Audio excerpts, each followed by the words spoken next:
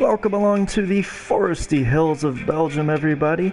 We're about 20 miles west of the German border at one of the most iconic racing venues in the world, and it is time for the Belgian Grand Prix. It's round 13 and season 16 of the Wheel2wheel Racing AL2 Championship, and we are at the famous Circuit des Spa-Francorchamps.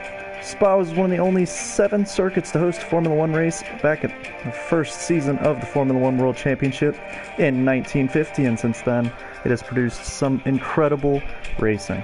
It's the longest track on the Formula One calendar. It's a 4.35 mile circuit, 19 corners, 10 to the left and 9 to the right. There's 2 DRS zones and several spots for overtaking and some challenging corners that will push our drivers to the limit. We're going to have 44 laps of racing after qualifying today, and our tires will be the hardest in the Pirelli range, C3, C2, and C1.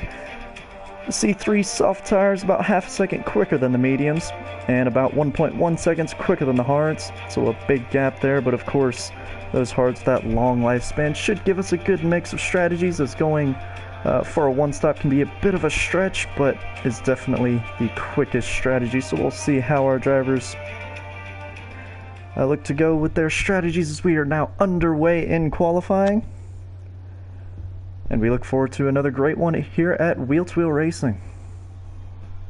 Yeah, most certainly, and with it being one of the, if not the best track on the entire Grand Prix calendar that we have, hopefully it will produce an absolutely thrilling race for us to watch this evening.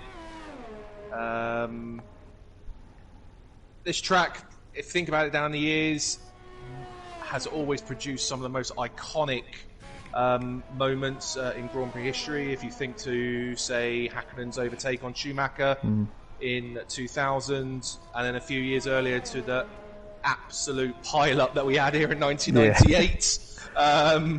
It does provide some absolutely crazy but thrilling moments, pretty much year on year. This doesn't tend to be a dull event, so hopefully this evening we'll see another great race. Thinking just even more recently in, was it 2018, the start of the race going 4 wide into Le Combe on the first lap.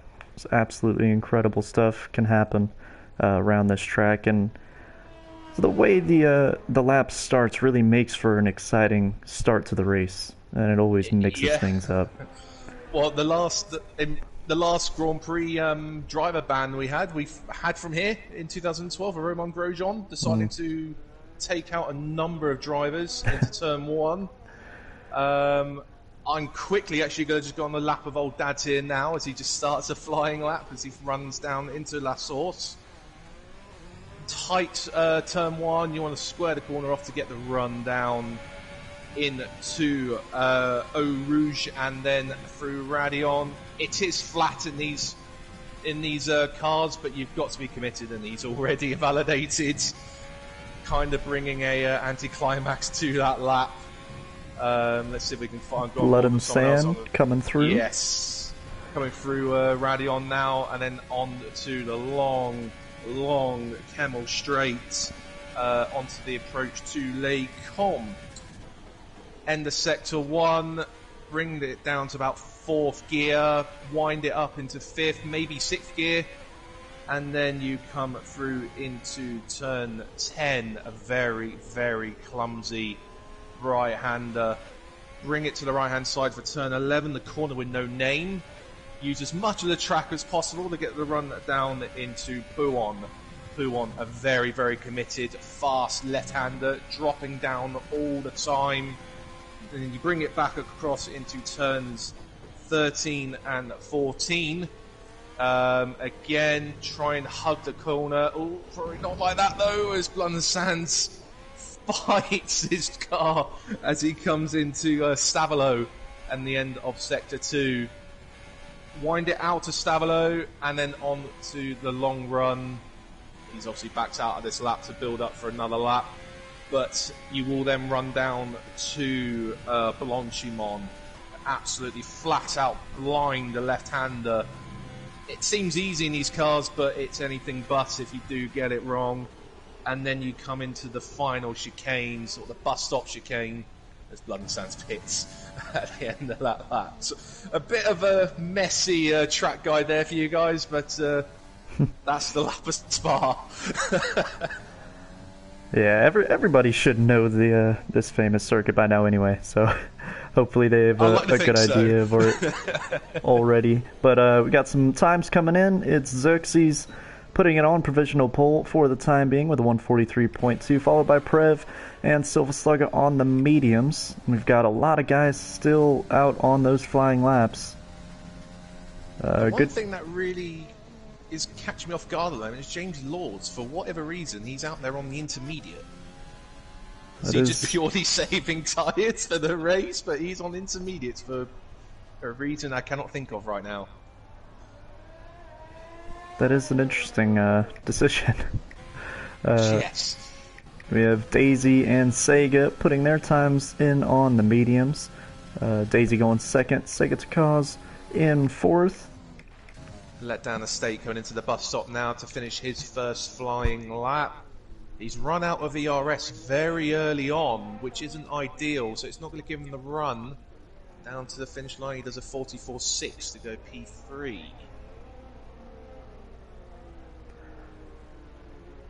Right, who else we've got out on a lap? I think CHM currently on a lap in the middle sector, also on those medium tyres. Navigating the last part of Sector 2, coming into Stavalo now. Looking tidy. Giving a bit of margin for error on the exit of the corners. Probably again just to get a lap on the board as he runs down towards Blanchimont. He might get a good slipstream here from, I believe that is Dino in front of him. Yep. Giving him a run down to the bus stop chicane. Navigates that quite nicely, gets the DRS open, and he goes P5. 145.3 on those medium sides. It's a solid lap on the mediums there for CHM. And now just ahead of him we saw Dino giving him a good tow down that back straight. And Dino's now just starting his first flying lap. And I believe he is the only one. He had to back out through Eau Rouge. The car was very unsettled. Didn't look at all confident through there, and there was a definite lift. He did save it. He did so save credit it, to him, but yeah. It looked rather sketchy. So Dino still got the hammer down though, trying to set his first lap time of the session.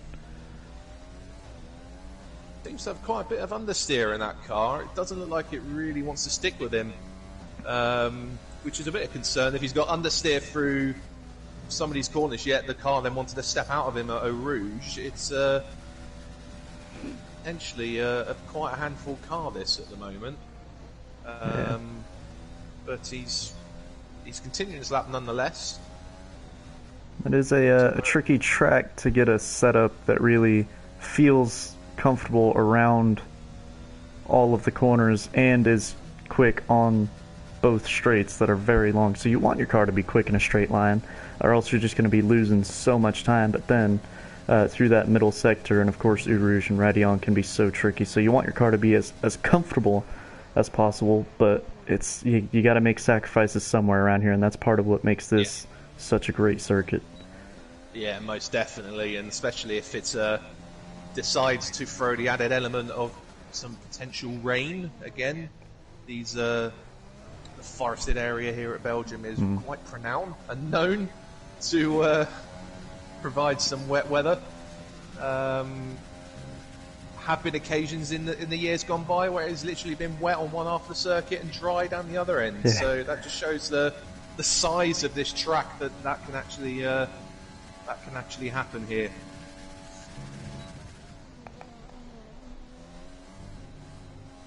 Right, I'm on board with old Dads. He has just invalidated again, I'm afraid. So he's I believe, hopefully, just on a sort of cooldown almost to build this lap back up, or will he have to box and refuel once again? No, he will start another lap. A little bit squirrely on the exit of the bus stop, so not the most ideal beginning to the lap. He navigates La Source. See those quick upshifts on the exit of La Source there, just trying to get as much traction as he can. And this long run, it's full throttle all the way from turn 1, all the way through Eau Rouge and Radion, and then down to Le Combe. So it's just about the whole first sector flat out. Yeah, pretty much. And that's 30 seconds of the lap, 30 seconds of the lap is that first sector. But then this middle sector, as you said earlier on, you can really suffer if you go for a setup that's more towards the straight line speed. This middle sector will hurt you. He's navigated it okay so far. He runs down towards Pouon. How committed is he going to be? 7th gear. It's pretty much to the white line. That looked good through Pouon there. Traffic getting well out of the way. It's looking a rather tidy lap at the moment. It's showing as purple middle sector on my screen. It has looked a good lap. Really just one decision to make here. Braking point and turning into the chicane. It's been a good lap so far. A lot of time can be found or lost here if you don't get it right, but looks to have got it pretty spot on. He gets the traction out of the run down to the finish line, and he goes P2, 1:43.8. Xerxes still holding a 6/10 advantage though. It was a good opening lap he did there. Yep. Now we have the other Ferrari on a flying lap. Coming towards the end of Sector 1 down the long Camel Straight.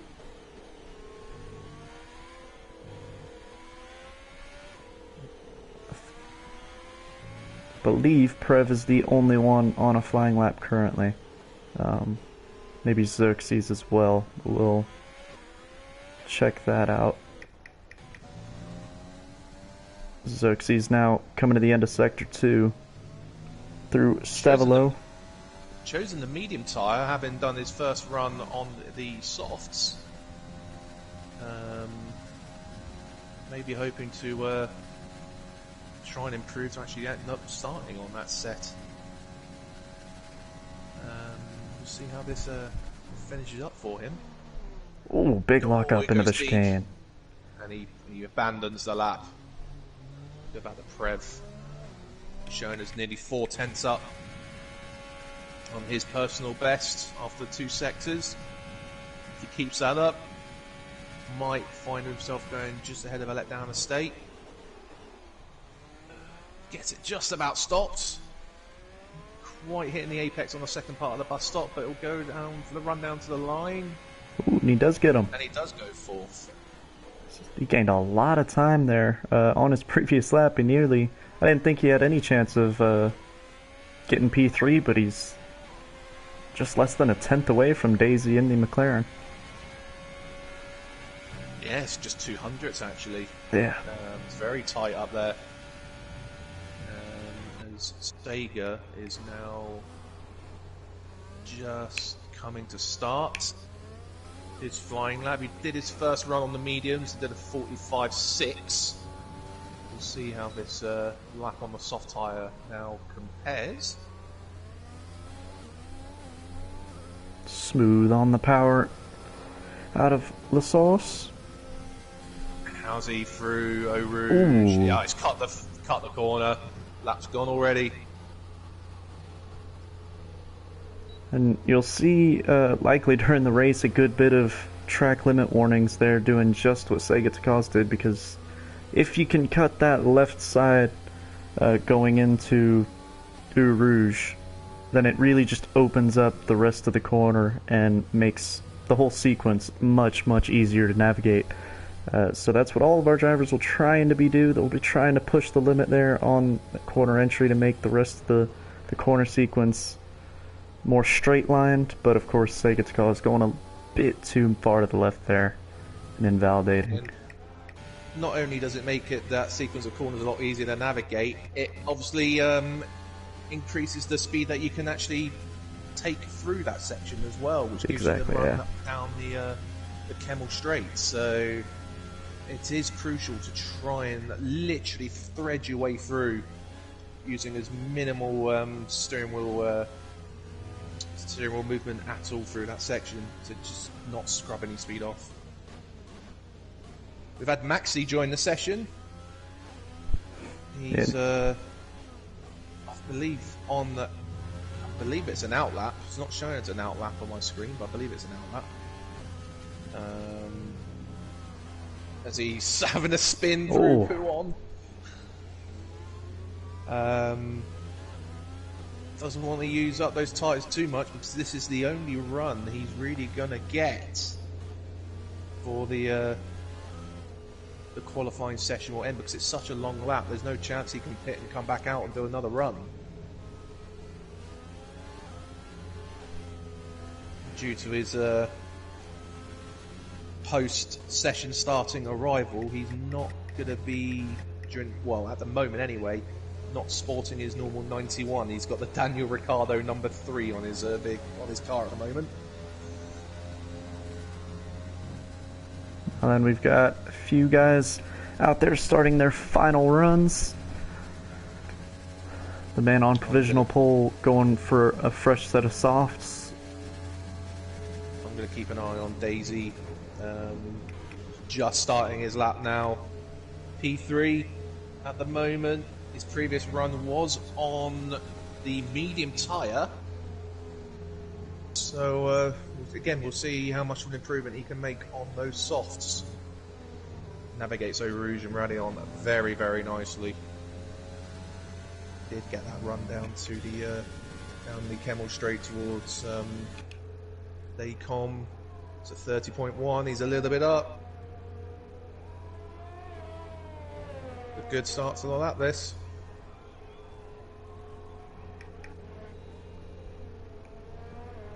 Now, these next sequence of corners are crucial. Can he get the run through the corner Winona? Yes, it looks tidy. It looks fast. He comes down towards Puon. Committed. Now, it actually upshifts to 8 gear through the corner. Really carrying good speed through there. Now up ahead, I think Xerxes has been improving on his time. So he got himself a fresh set of softs, and he does improve. Wow. It's a mega lap time from Xerxes. A big gap between him and the rest of the field. We will see now if Daisy can put himself on the front row at least. As you said, been a good lap so far.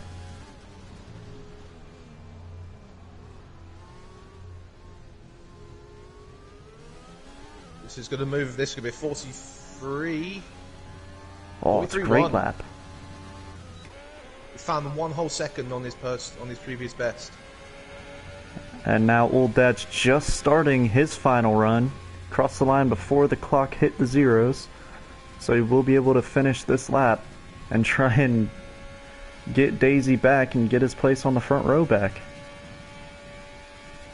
Got to find 6.5 tenths to do that though. And his first run was on the soft tyre, so to find 6.5 tenths on the same compound is no easy thing to do. But he was up on his personal best through Sector 1. Sector 1 you don't tend to find too much time, because as you said earlier on, it's pretty much all flat out. So it's very difficult to actually find too much time through Sector 1, but his middle sector is looking good. He downshifted 1 more gear than Daisy through Puon. Did briefly go into 6th, probably just to get the turn in. But again, the middle sector is looking quite a strong. He's 2 tenths up on his personal best. And he's a very good. Oh no! And that was Xerxes. He's ended up pretty much running into the back of Xerxes. That's really unfortunate. Yeah, I didn't quite see what happens. I was on an external camera view and the camera just changed shots. So I got a good view riding on board with Old Dads. It was Xerxes on the racing line going very slow, and then old Dad's went to the left to avoid him. At the same time, Xerxes went to the left to try and get out of his way. It was really unfortunate for old Dad's there, but he does start third alongside his teammate in fourth, so there is an opportunity there for old Dad's. Starts the race from a good position. And that is the end of our qualifying. Three guys in the pits, the rest have crossed the finish line. That is your qualifying order.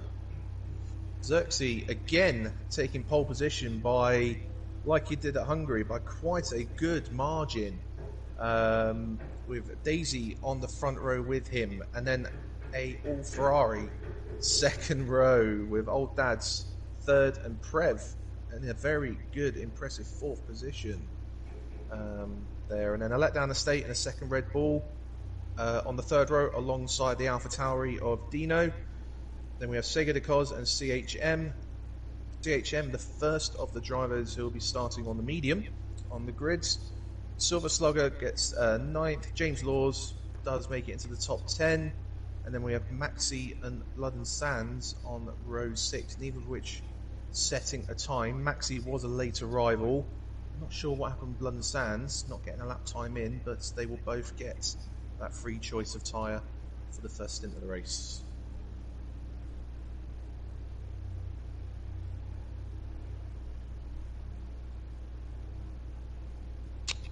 The the information we've had during that session was it should be dry for the race, but the word it was should.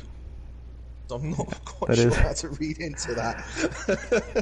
Whether there is a threat of rain or whether it's just the forecast was just showing it was going to be dry and they just didn't want to jinx it. Yeah.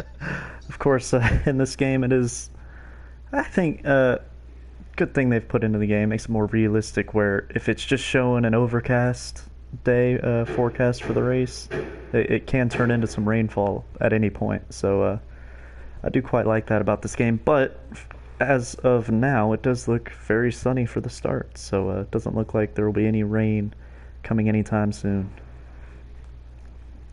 No, and that will I think that will cheer up a lot of these drivers after what they had to go through at Hungary, with it raining for a lot of that race at Hungary. I think they'll be praying for a fully dry race today.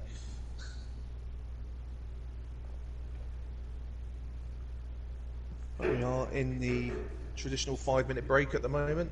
Allow the drivers to sort out their strategy, toilet break, drinks break, whatever they need to do. Just give them that opportunity to be ready for the 44 laps that we will have here at Spa.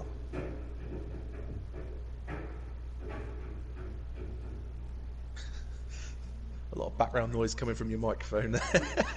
Yeah.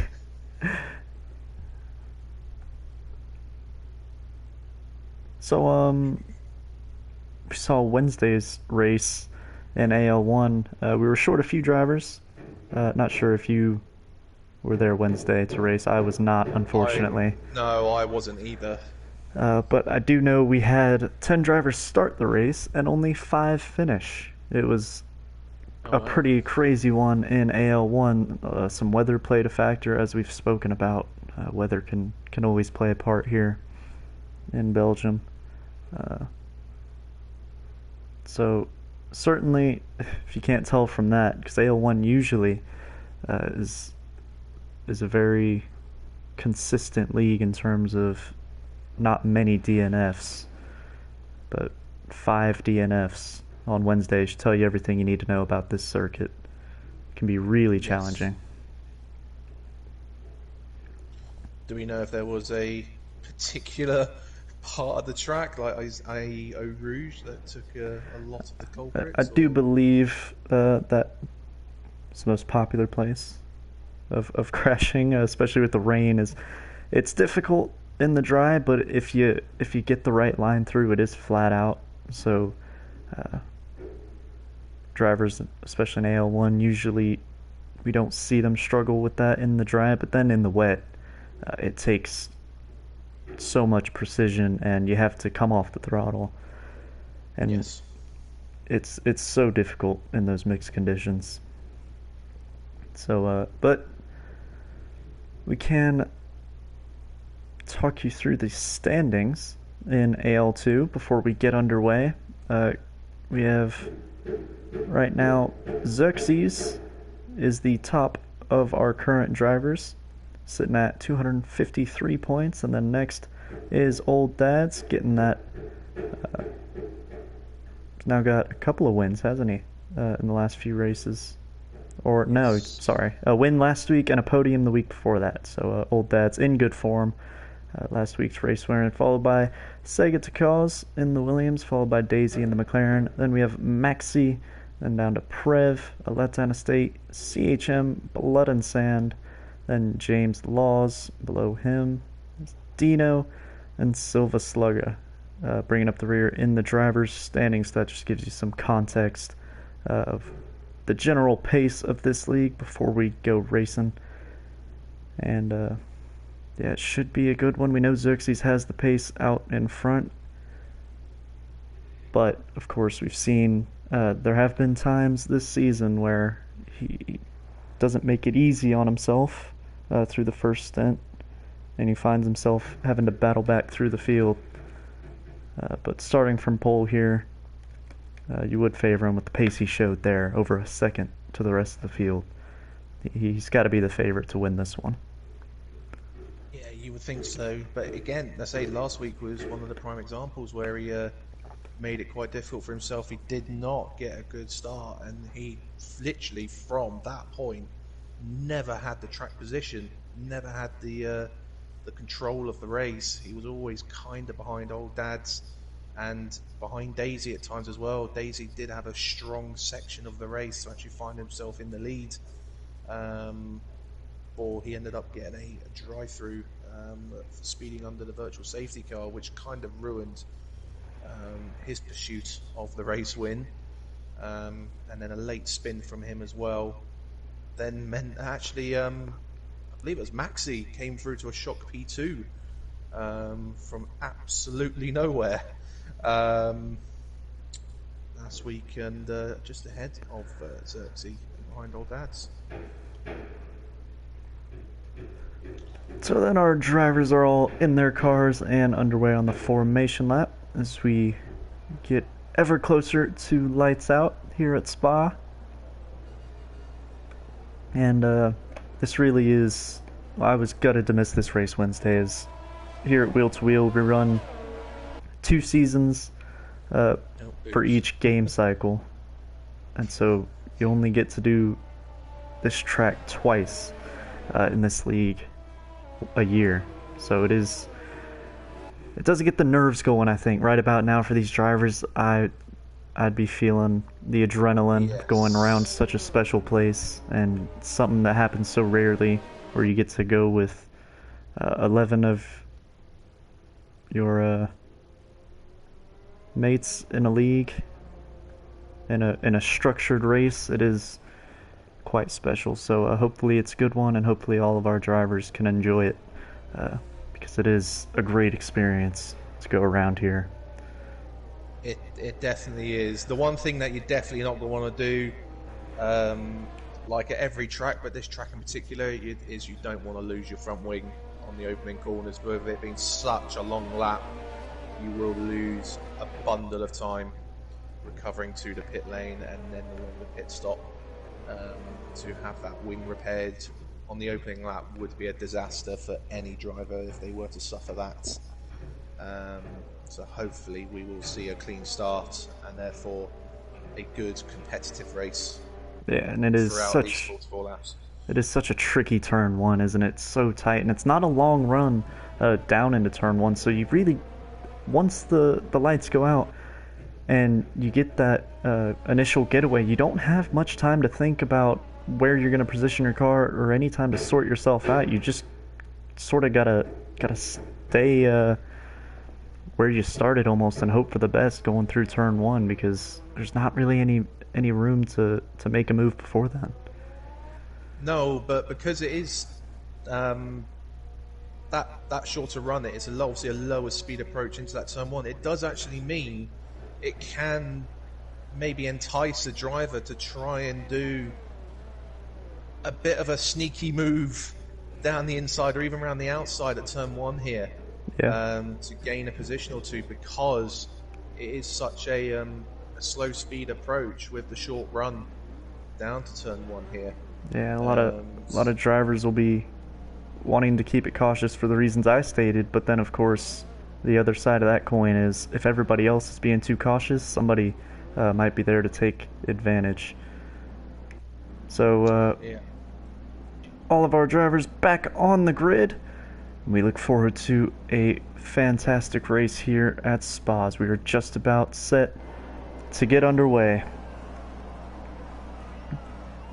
Vernon, I'll let you take this one away. We have the 5 red lights lighting up at the moment, and we are away here at Spa. A very, very even start across the grid, down to that short run to turn one, but Xerxes... Oh! We've got cars starting left and right already, but Xerxes did get the run down to turn one, but he's gone deep in turn one, and it's allowed Old Dads. We've got the safety car already. Oh my goodness.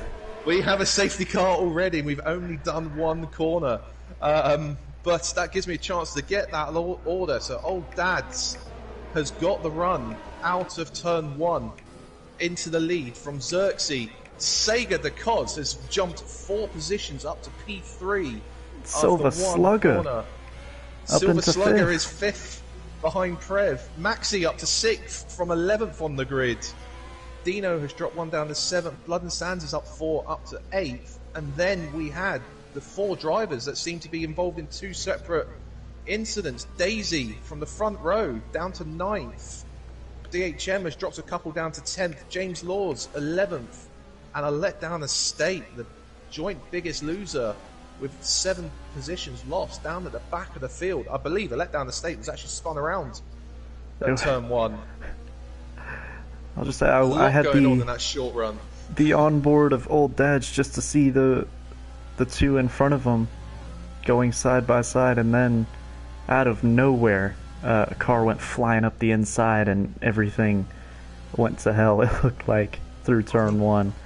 But we look at the race director to see what's gone on there, because I don't know how. So we've got Daisy, who has got a 5-second time penalty for a severe collision with a letdown estate. Sega de Cos 5 seconds for a collision with Prev. CHM has got a 5-second penalty for a severe collision with James Law, and I'm not sure how this has happened considering he only did 1 corner of racing, but a letdown estate has got 2 5-second time penalties for corner cutting. I don't know how that's happened when we've only done 1 corner. But letdown estate has got 2 separate corner cut penalties. I will need to see a letdown estate's replay after the race to see what happened there from his perspective, but that is really bizarre to have 2 penalties of that nature after just 1 corner of racing. Yeah, I'm sure we'll see some onboards after the race from all of our drivers. We'll be submitting that footage. We've got Sega, Blood and Sands, Prev, Dino, James, Daisy, that is, and a letdown estate all pitting at the end of this first lap. Some for damage, some, I think, just strategically. Yeah, these soft tires, obviously the top 10 starting on the same tires that they used in qualifying, so not a fresh set, and those softs will be degrading quicker than the mediums, so maybe our drivers starting on the softs wanting to change up the strategy a little bit, be on the fresher tires, and they don't really lose much out of it because of this safety car, so it's almost like a free stop. They might lose a couple of places in track position, but in terms of time they'll be able to get right back up with the pack, so a good mix of strategies already. That's one thing this game still hasn't gotten right. I've noticed this back in the day on my old league. Normally, if you're under a safety car or a VSC, it's more collisions going on back there. Normally under a safety car or VSC, you're not allowed to serve your 5-second or 10-second time penalties that you get given, but this game allows for that to happen. So those guys who got those 5-second time penalties, they pitted. Those penalties have been served according to the game. And there's I don't know what's going on here. Yeah, I think James Law, but there's Daisy. It started with with James Laws hitting the back of CHM, and then he did it again as he looked to be passing him, and I think CHM's just getting hit by both McLarens now. Not sure what's happening. No idea what's going on there. Preve has been given a penalty for ignoring yellow flags. There's a lot of I think the best way to describe it is just uncertainty and confusion. Yeah.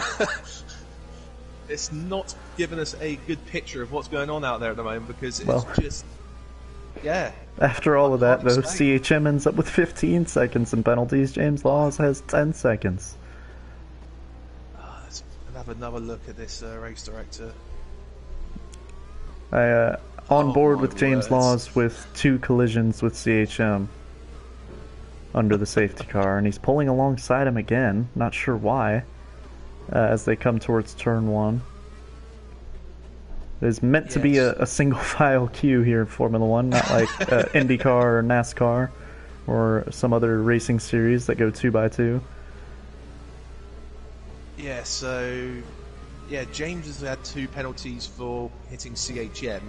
CHM's had a penalty for hitting James and then hitting James and gaining a place, apparently. And then Preve has ignored yellow flags and has also got another 5 second now, so there's a lot happening here at the moment. CHM and James Laws are still at it.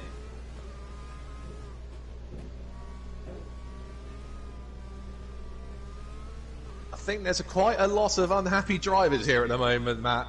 Yeah, certainly. I think we'll need to calm some of these guys down after the race, because I think there might be a lot of tension in the air at the moment if these guys are able to talk to each other in the online lobby at the moment.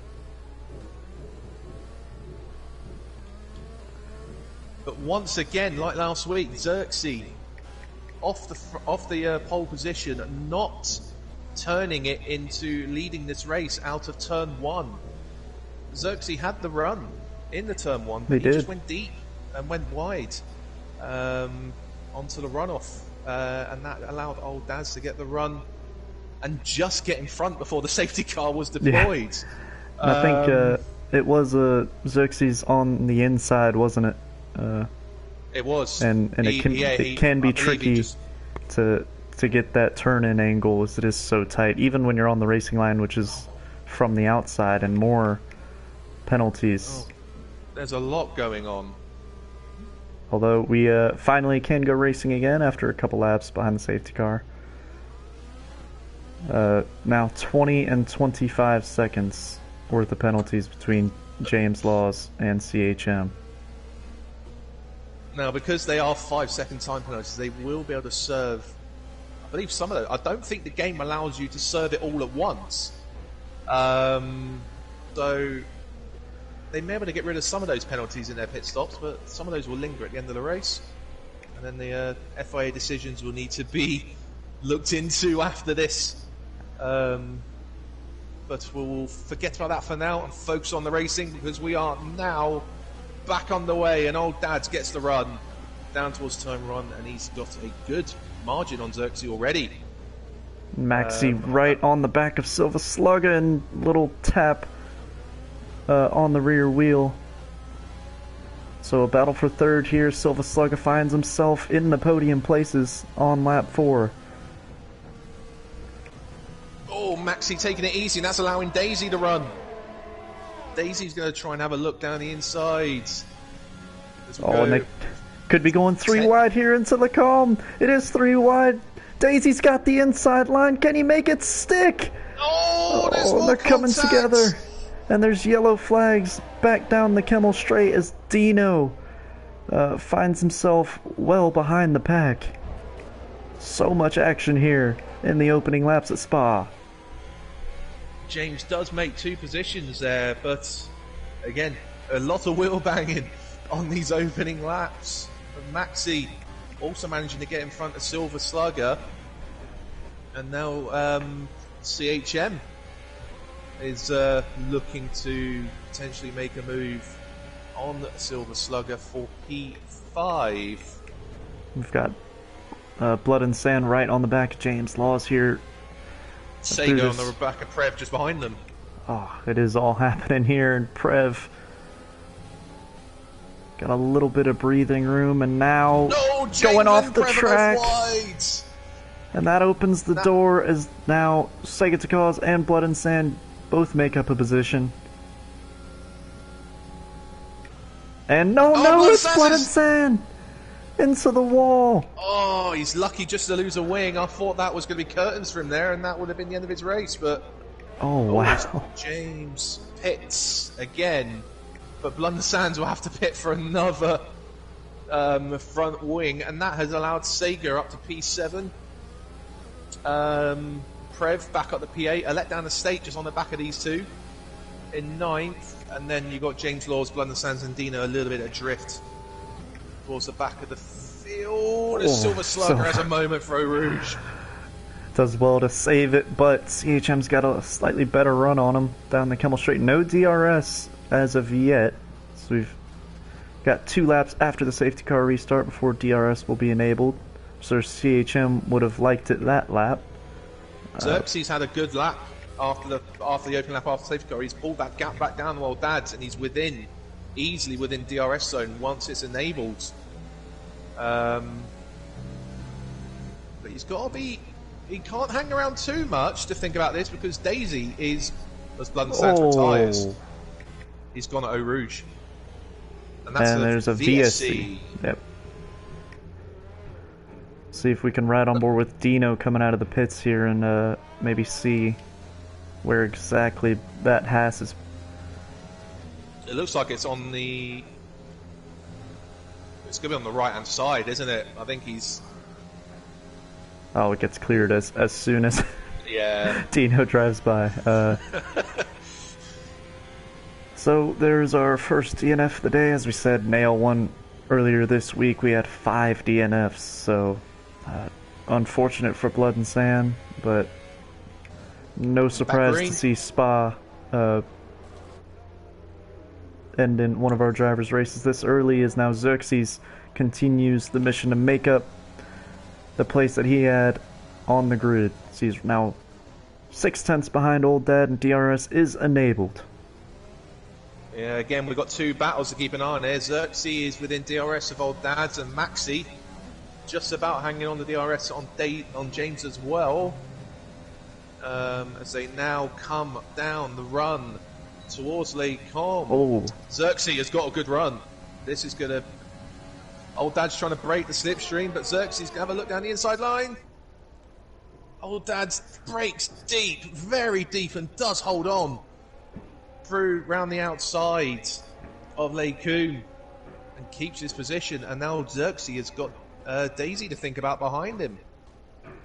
Yeah, I think Xerxes was just a bit too far back into the calm for him to have a go down the inside. But credit to Old Dads, he left the space there and also carried enough speed to keep the position.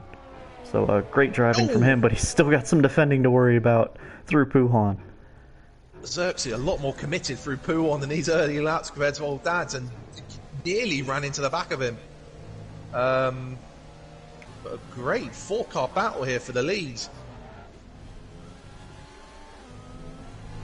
Old Dad's holding on half a second in the lead of Xerxes. Daisy right behind Xerxes, and Maxi about 3/4 of a second off the back of Daisy as these 4 run down towards the bus stop. Will anyone think about a move? Here comes Xerxes. Trying it round the outside. He got on the overtake button there coming out of Blanchimont. Can't quite get alongside through the chicane. Do have DRS down to turn 1, but he's not close enough to take a look. And normally you don't tend to want to overtake there, because if you overtake there, you tend to get mugged back down towards Lake Com. So it's now a case of be patient, get the run through Eau Rouge, and then try again into Lake Coombe and see what you can do. But Old Dad's has got slightly bigger advantage as he did a lap ago. Oh, and Slugger hitting the wall on the way down to Rouge. And he's on the grass. And Let Down Estate has to take avoiding action there. It could have been a lot worse for the Red Bull driver. Couldn't take my eyes off this battle at the front while you're going through that. Daisy was having a look at Oh, and there goes Old Dad's! Oh. No! And Daisy has a look down the inside to the corner where No Name, but doesn't quite make a stick. And Maxi! Here comes Maxi, it's all happening. Oh! Daisy's shut the door on Maxi, and that puts Maxi back down in the P4. Playing musical chairs here. Going back and forth between the top four. I didn't quite see what happened to Old Dad's. I guess he just lit the rear up and it spun round on him. Again, didn't have the best camera angle of what happened to Old Dad's. I was looking at Daisy and Xerxes at the time. But Xerxes now does have the race lead, as we've got more yellows further back. But they quickly turn to green, and Xerxes holding an 8/10 advantage over Daisy as they come to the end of lap 7.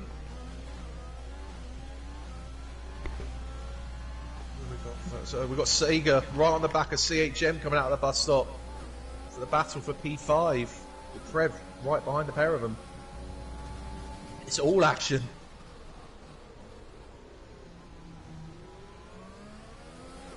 I don't know where to look next.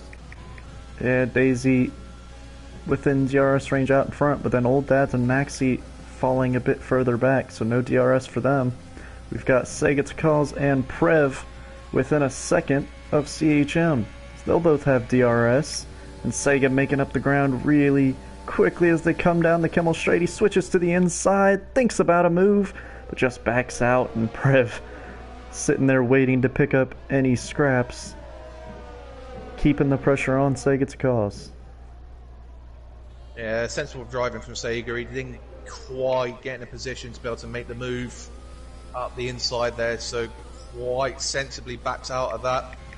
Still a lot of this race to go. A lot has already happened. A lot more can happen. There's no point taking a huge dive and a huge risk this early on in the race.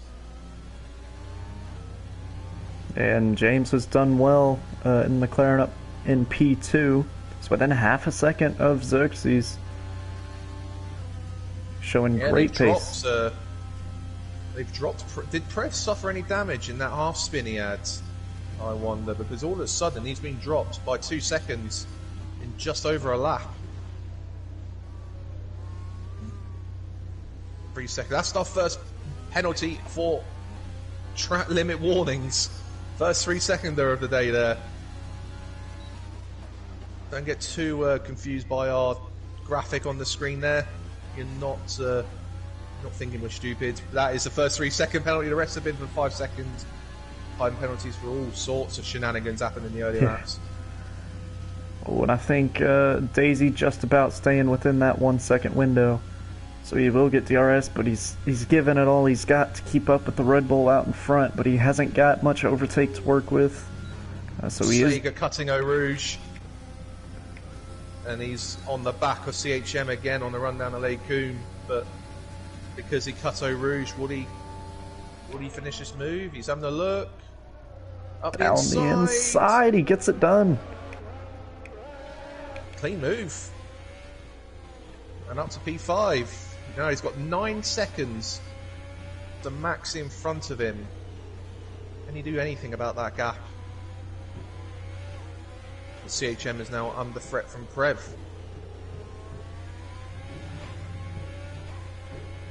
And Daisy now continuing to close the gap through this middle part of the lap.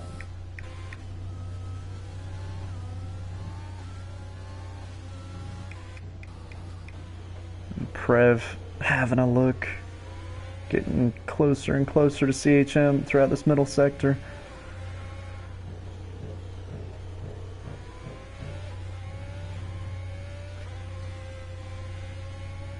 If you can just just stick with him. He is in the slipstream. If you can stick with him, we might have a slight chance to look into the bus stop. Yeah, he does have plenty of overtake to work with, Prev. So he... Not quite close enough, I don't think. Nope. Gets it slowed down. Can he get a run down towards turn 1, or will he be looking at the Kemmel Straight again? I think he's in a position just to stay behind him. Yeah, go I think down the Kemmel Straight.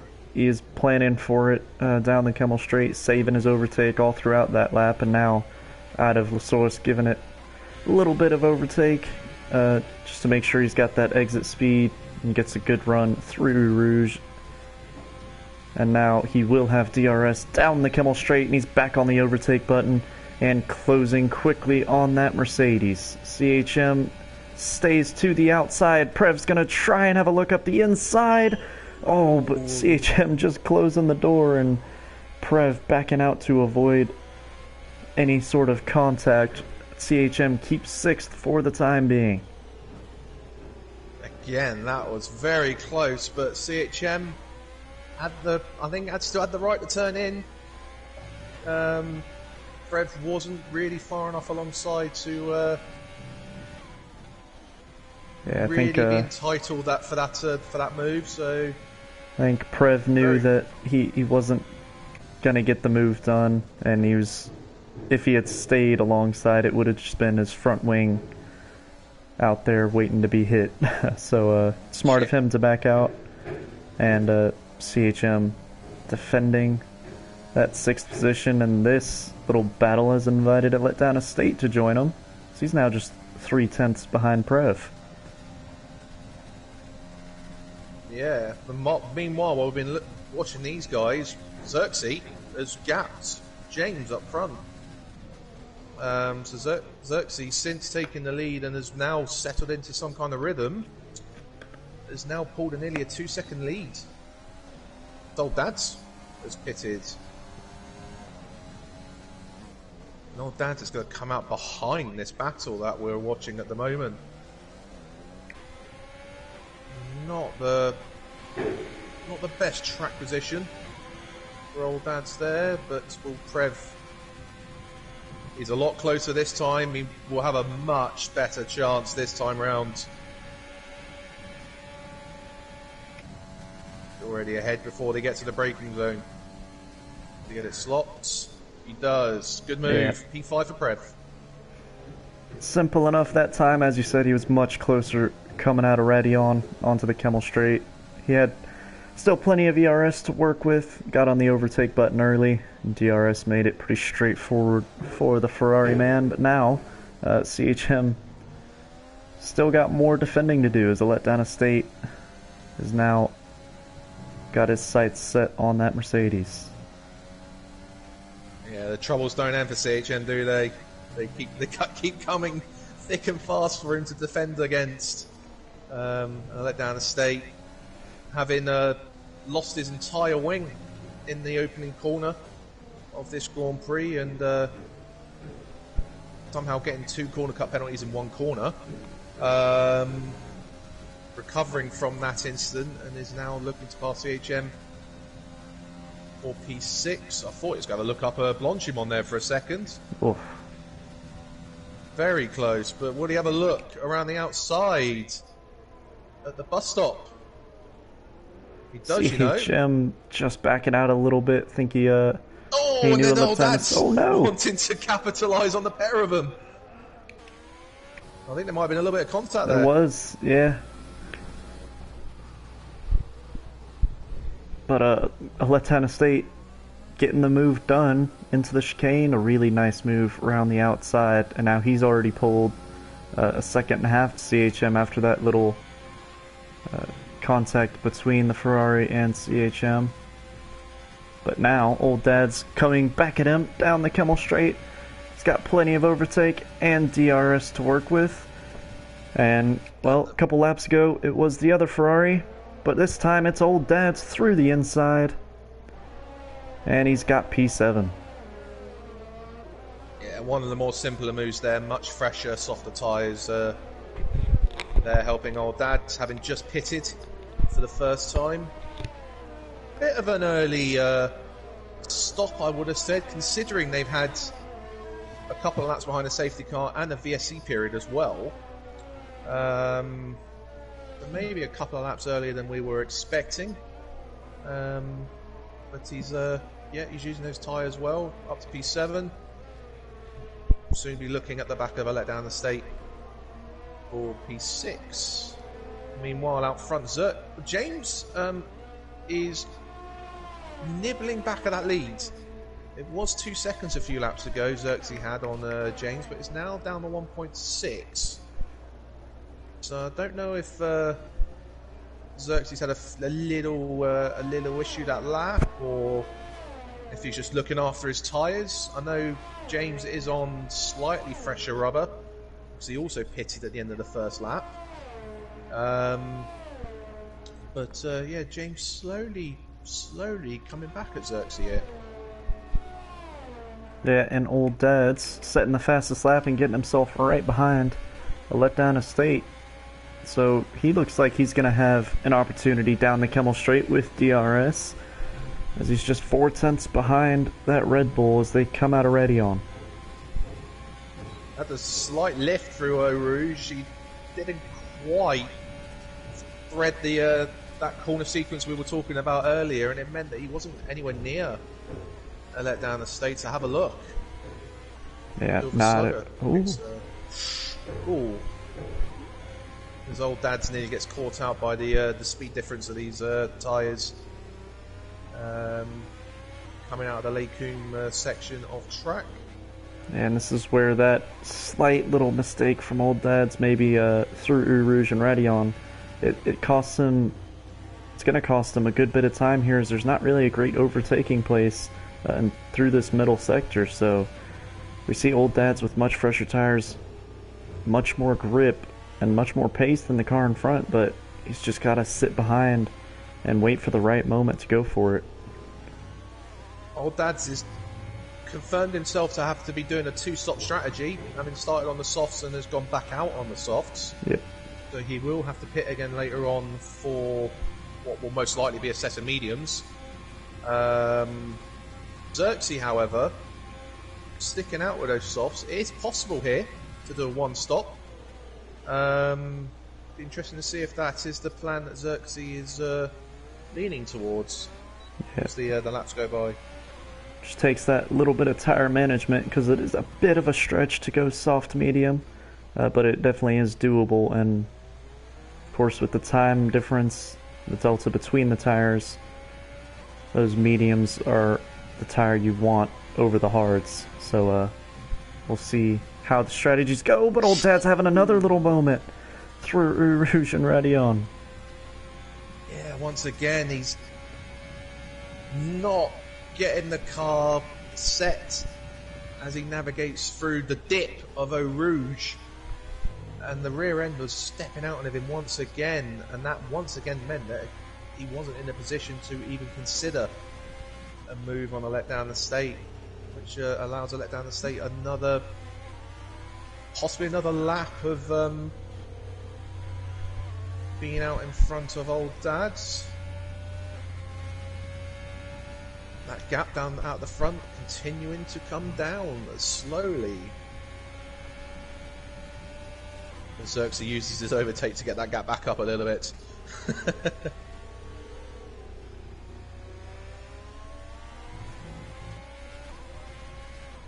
Xerxes continues for another lap.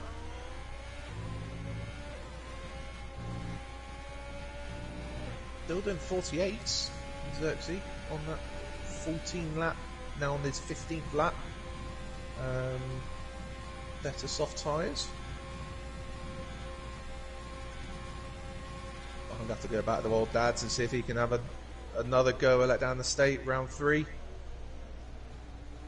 See if he can get Eau Rouge right this time to give him the run down towards Lake Coombe.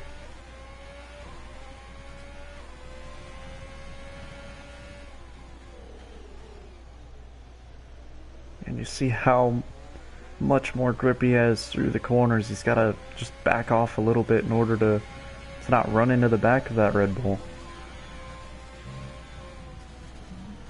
And again, I think it's the dirty air just catching him out.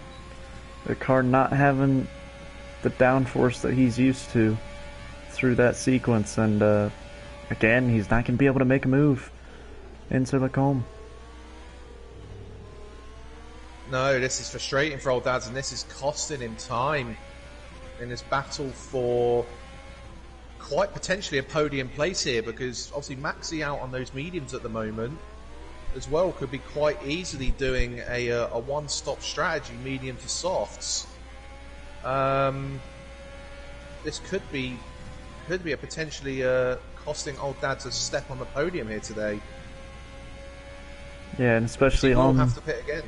Yeah, as I say, the strategy calls for a mega stint on these fresh soft tires where you're just putting in banging lap times all the way through, and then that would have helped him make his way back up to those guys around the podium positions that he would have been competing with. But finally he is alongside, and he has just got his nose in front of a letdown estate as they come into Blanchimont. And old Dads has finally got the move done up into P6. Good committed move there. He got the run out of the Stavilo corners and just used his overtake to get him alongside, and because he was pretty much in front of the two cars going into Blanchimont, the letdown estate backed out, just conceded the position, knowing that the position was pretty much lost at that point. But yeah, if the guys out in front are only stopping the once, old Dads is effectively 28 seconds off the lead. He's got to pull 28 seconds if he's going to make this two-stop work. And he's got to use these fresh soft tires now.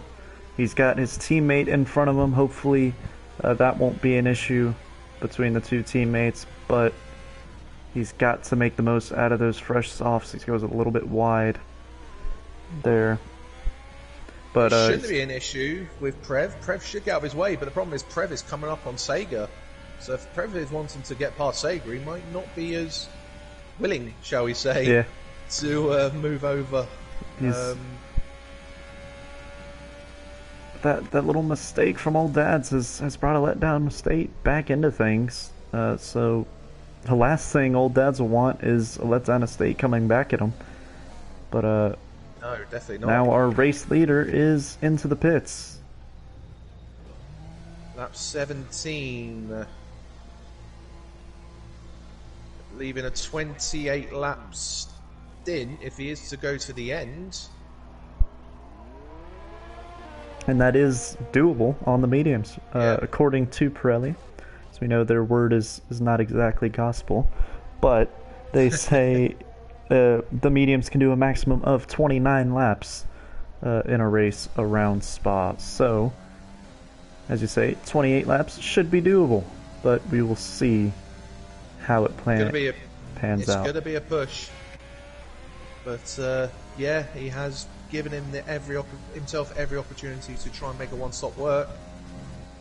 I might have personally wanted to see if I can get to maybe a more, sort of maybe around the 20 lap mark. Here comes a letdown estate, as it was another moment for old Dads out of Radion, and a letdown estate is back in front.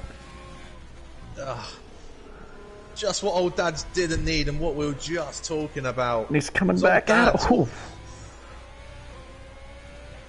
And it's wanted to regain that position quickly. Yeah, but it's the stint not going as planned for old Dads.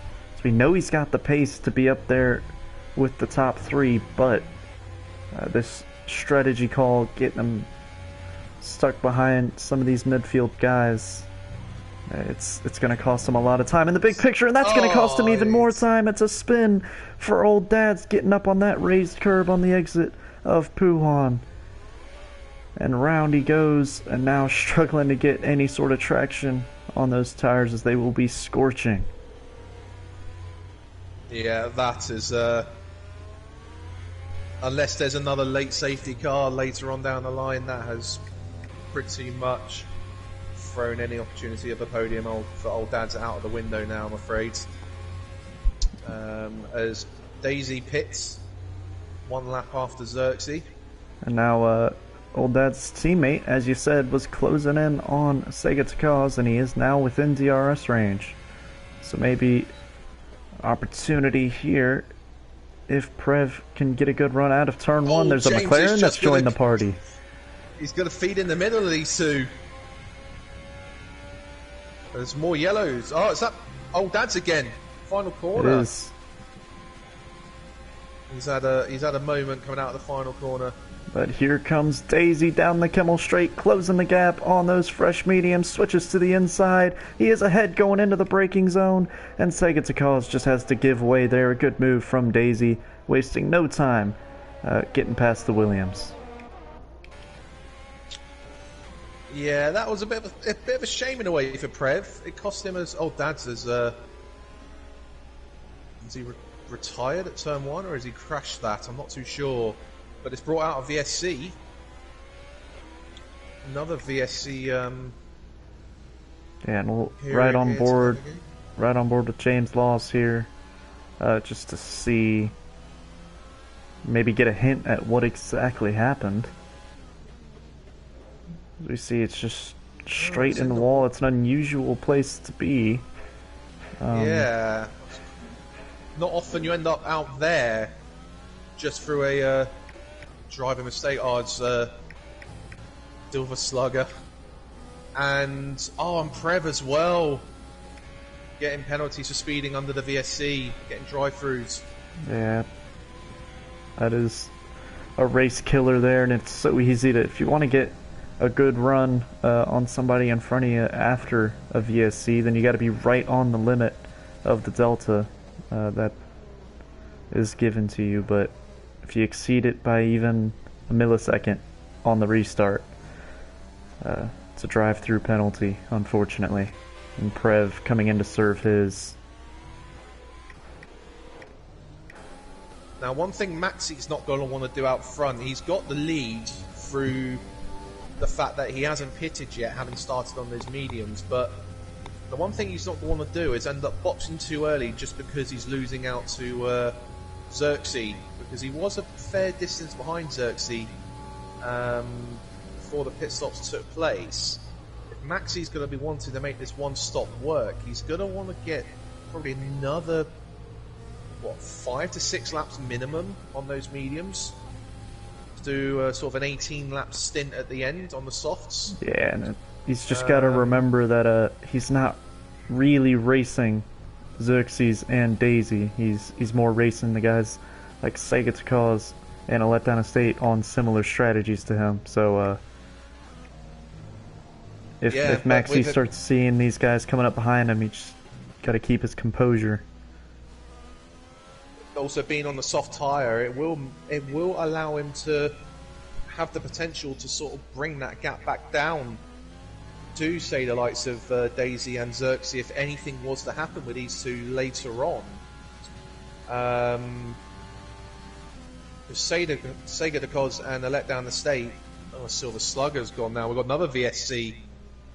And Maxi's pitting now. Maxi's using the VSC to pit now. And that is a more typical place we see DNFs coming through Radion at the top of the hill. So right on board with Dino, trying to get a look at where that Haas is. Just like his teammate off to the right. So unfortunately, the race is over for both the Haas boys. That is our third DNF of the day. Maxi comes out just behind a Letdown Estate, having taken his pit stop. The problem is he's taken the soft tyre, and 24 laps, 25 laps to the end on the soft doesn't really sound feasible. Unless he really does manage to get the tyre preservation to the T. I believe Trevor's got another penalty, another drive-through for speeding up the VSC. And I'll tell you what, we spoke just before the race about how sunny it was and there looked to be no rain coming. It's clouding over. It does look very dark and cloudy now, as we have Maxi right behind a letdown of State, and there's just confirming that drive-through penalty for Prev. Really unfortunate. Let's see how these last couple of laps have gone for him. So far, Maxi is the biggest gainer from start positions so far today. Maxi up 6 from his 11th place grid slot. He navigated the early carnage quite well to get himself up into that top 5, top 4. He was 4th place, wasn't he, after the opening lap? From his 11th place on the grids. Now finds him just behind a letdown estate in P5. But having made his pit stop, he should be, once the pit stops are done, because Sega and a letdown estate pitted early on in the race. I think I like the strategy that Maxi is on here. I think if he can clear a letdown estate and Sega cause on this stint, and then go on to, ooh, well, please. Saw his race flash before his eyes there. So he got really loose coming up the hill, but he's able to save it and get back on the track. But as I was saying, if he can clear the 2 in front that are still on those mediums that are going to have another pit stop, then he could be in a great spot for a podium finish. Yeah, he's only 13 seconds off the lead. And if there wasn't for the VSC, he would have been probably more around the 20 mark off the lead when he made his pit stop. So he's a lot closer and a lot more in play than he would have been if he took a pit stop under the normal green conditions. So yeah, I agree with you. If he can navigate a letdown and Sega sooner rather than later, or if these two drivers take themselves out of the equation and box, yeah, I think Maxi's in a great position to consolidate third, and maybe even James is only 5 seconds up the road. James may not be feeling too comfortable with Maxi on the better tyre, being that close behind him. Maxi, as we saw Old Dad's earlier, just sitting behind through that part of the lap, even though he is on the quicker tire. Not any great opportunities for an overtake, but now this is the time when he's got to get a good run through this first sector. He's a little bit of a mistake down to Eau Rouge, and he thought better of it. He was about to get alongside a letdown estate, but opts just to stay behind and get the run down the Kemmel Straight. He's got plenty of overtake to work with, but so does the letdown estate, and they're both on it right out of Radion. And he's just a bit too far back as we have yellow flags down for, I think, James Laws at the end of Sector 2. He's had a spin just before Stavolo. Oh, Maxi. I believe that's his second, isn't it? Yeah, he's pushing, trying to get past this Red Bull, but we've seen letdown estate. It's not been easy to pass.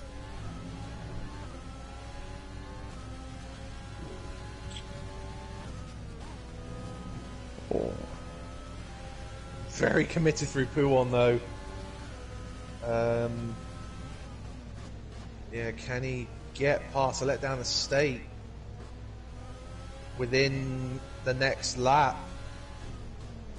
and then make that gap so that he can actually have a look at Sega de Cos up ahead?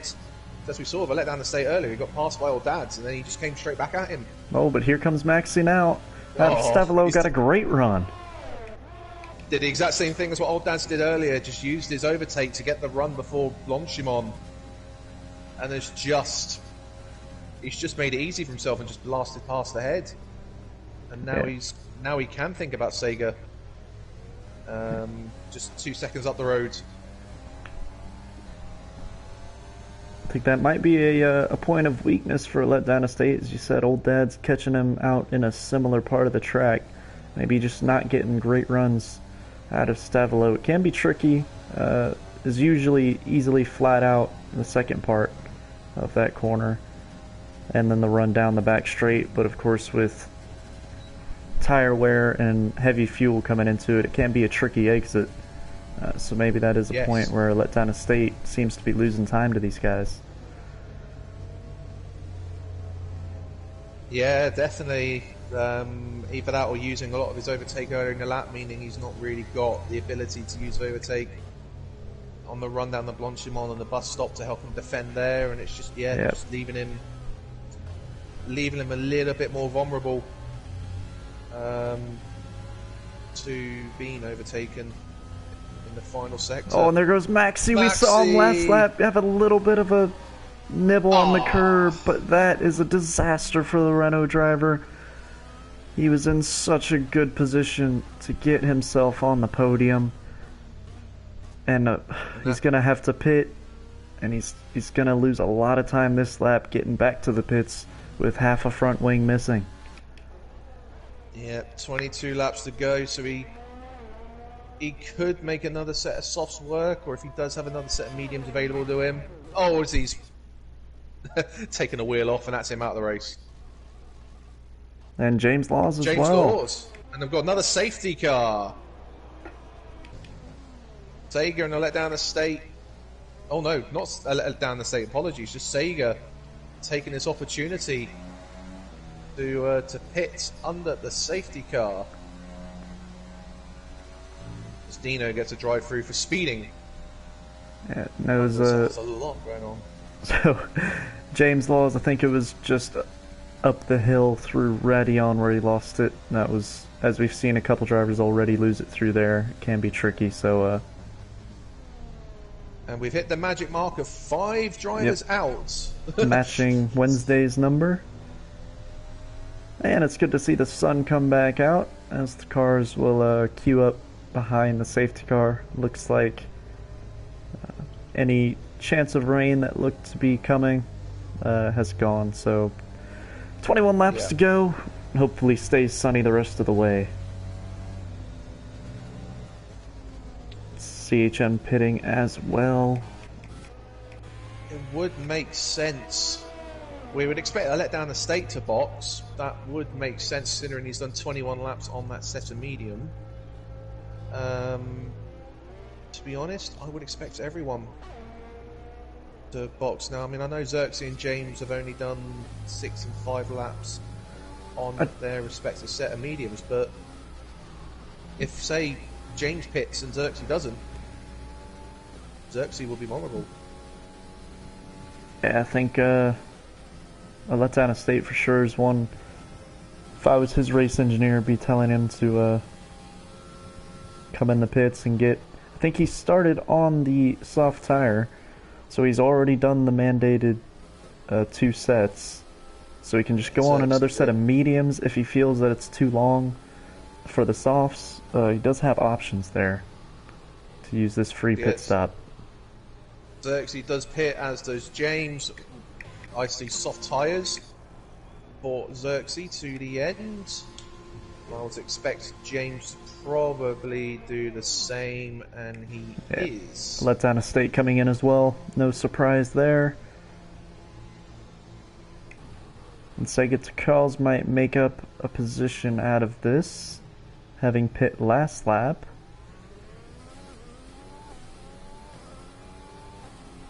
So yeah, that is State choosing the medium. Saget Charles also on mediums, having just pit, moves up into 3rd. So that'll be a fun scrap for that final step on the podium, being on almost identical tires the rest of the way. And Prev only on 4-lap old mediums. He'll be making his way up to the queue in 5th. Yeah, deciding to stay out, not take the opportunity to get a fresh set on as well. I know, say he's only done 5 laps on that set, but he's the only driver not to have pitted under the safety car sequence. Yeah, I think he'll just be... It all does depend on what times they have available left as well, don't forget. I think he'll just be happy to be back in the race and have that podium back in his sights, as it was Really an unfortunate couple of laps for him. That saw him drop down the order, but now Prev will be right on the back of Letdown Estate and Sega Cars. Yeah, and then CHM will be... He'll be at the back of the train because Dino is a lap down and he is just behind. He's in between Sega and a Letdown Estate.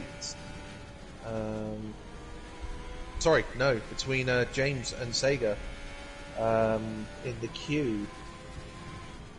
Though Dino will have to obviously get out of the way once we do go back to green. But that could cause Sega a few issues. Doesn't allow him to get the run on James as well, and that might put him under threat from a Letdown Estate if Dino doesn't make it easy for him to get by.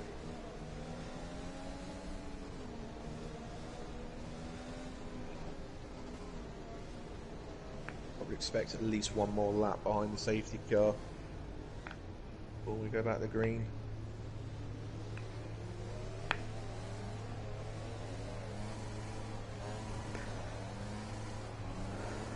Yeah, and I think if you're in Dino's position, it can be tricky to unlap yourself in this game, so don't blame him for just staying in the queue, but obviously a tricky position to be in as you don't want to interfere with those battles, the cars on the lead lap. Yeah, you kind of have to be, you almost have to cheat the game a little, don't you, to get yourself unlapped. Yeah.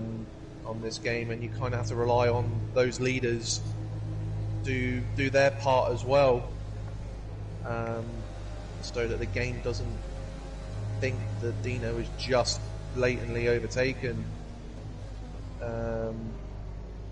It's quite tricky to actually do so.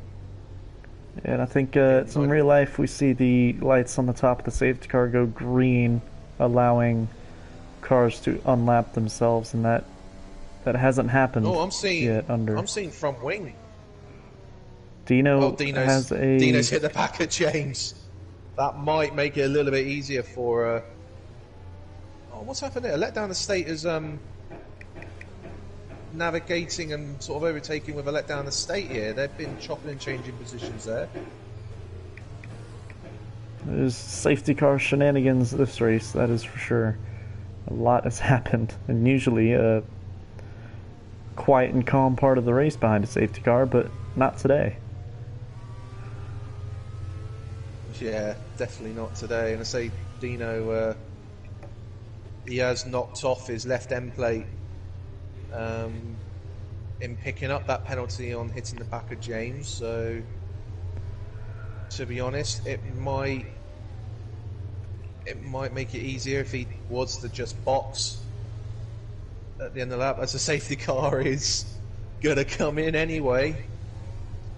So Xerxes will now dictate the pace. Drivers have got to be careful not to knock their front wings, or as Prev nearly hits the back of it, Letdown Estate as I say that. Oh, she did hit the back of him. I don't think he'd lost any wing, but he did actually hit the back of him. Xerxes, when would he choose to bolt? When would he choose to floor the throttle? On the run to the bus stop or coming out of the bus stop? Oh, they do get so close, don't they? The guys behind. There he goes. Gone. Oh, and he locks it up going into the chicane. Doesn't cost him too much time, and he is clear on the restart, so job done on that front for Xerxes in the lead. James isn't going to make it easy for him. He has had the pace today at times. James was closing up on Xerxes earlier on this race, so we may have a really good battle to the end here between these two. And then likewise, Sega's actually had a good jump on the Letdown Estate with at the beginning of that this lap. Got the jump on the Letdown Estate, and again the Letdown Estate's got the jump on the Prev. Prev's actually under threat on CHM.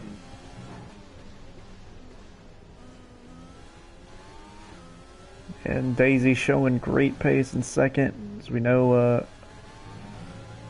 Xerxes, we talked about after qualifying, showed the pace that he has.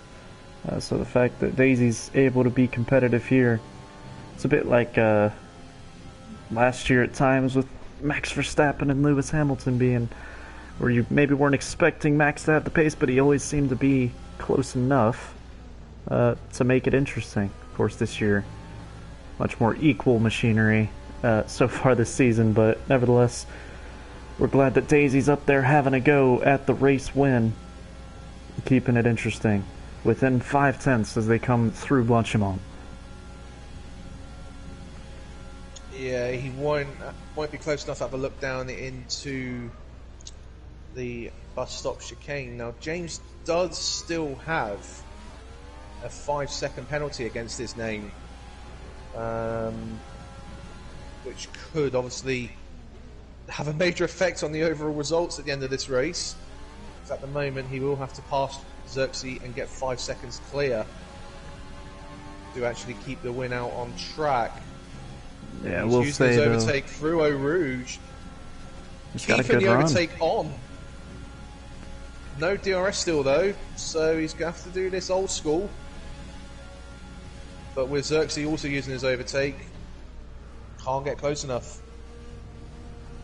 Yeah, it is worth saying though that I think Daisy's 5-second penalty that was given to him behind the safety car would be removed, as it seemed as though he did absolutely nothing wrong there. Yeah. Dino just hit the back of him, so I do think that'll be removed.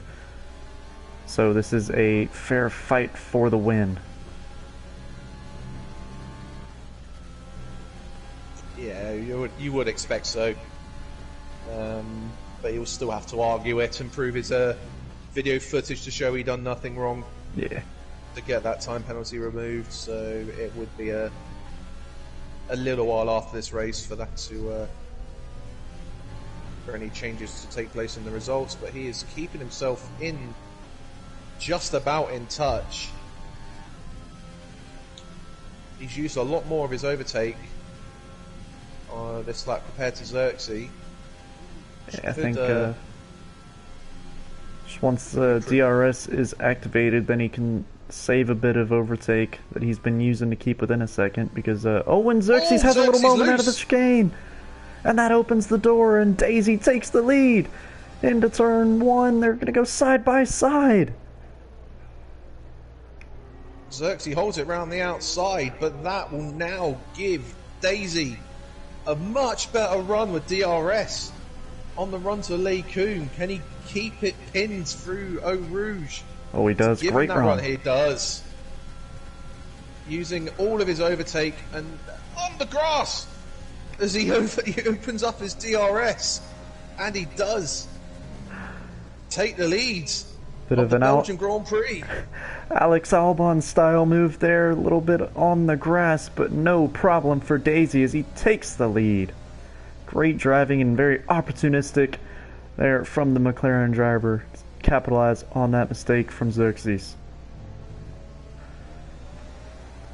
Xerxes will be very, very keen to regain that position ASAP, having made that mistake coming out of the bus stop chicane.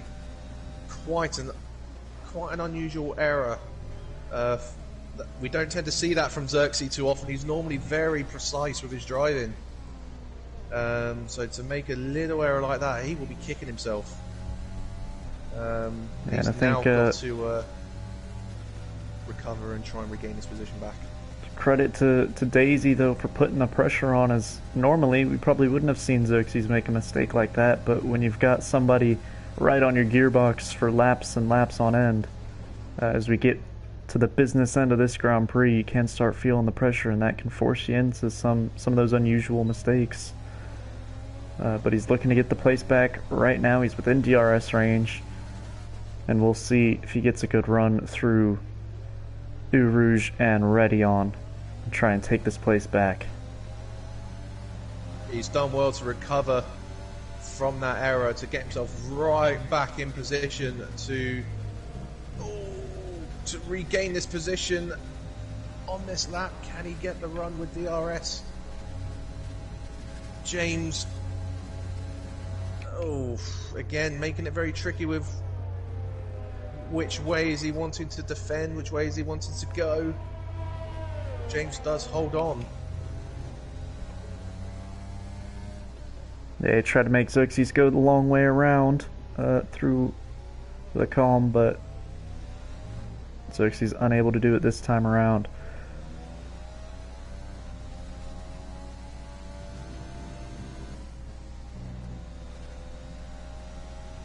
Yeah, these two are the only two really in an on-track battle at the moment. Sega de Cos has got a pretty comfortable third place right now, holding a let down the state back by 2 seconds.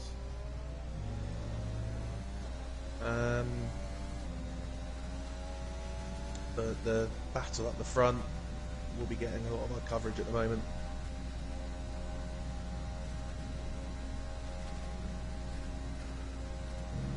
Xerxes looking to recover some of his overtake use on the previous lap. He goes a little deep into the bus stop, and there's actually put him, although he's still got the DRS this time around, he's under threat of not getting a DRS on the run out of Eau Rouge.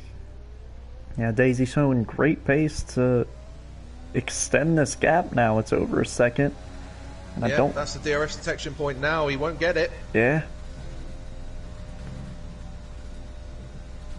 So now can Daisy continue to extend this gap? Or can Xerxes work his way back into DRS range? He's getting a little bit of a tow down the Kemmel Straight.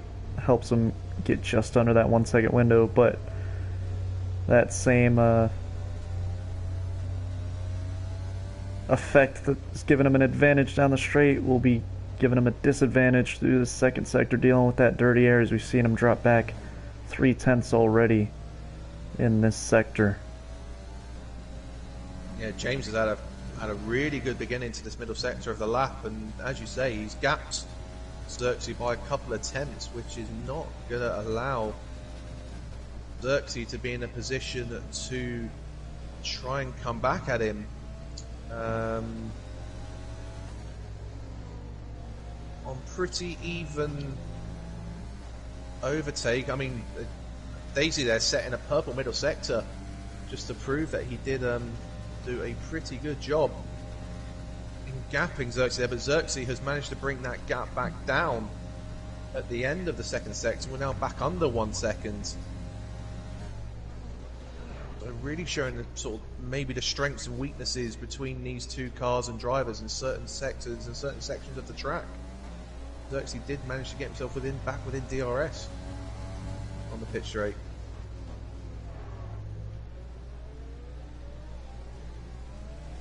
And he should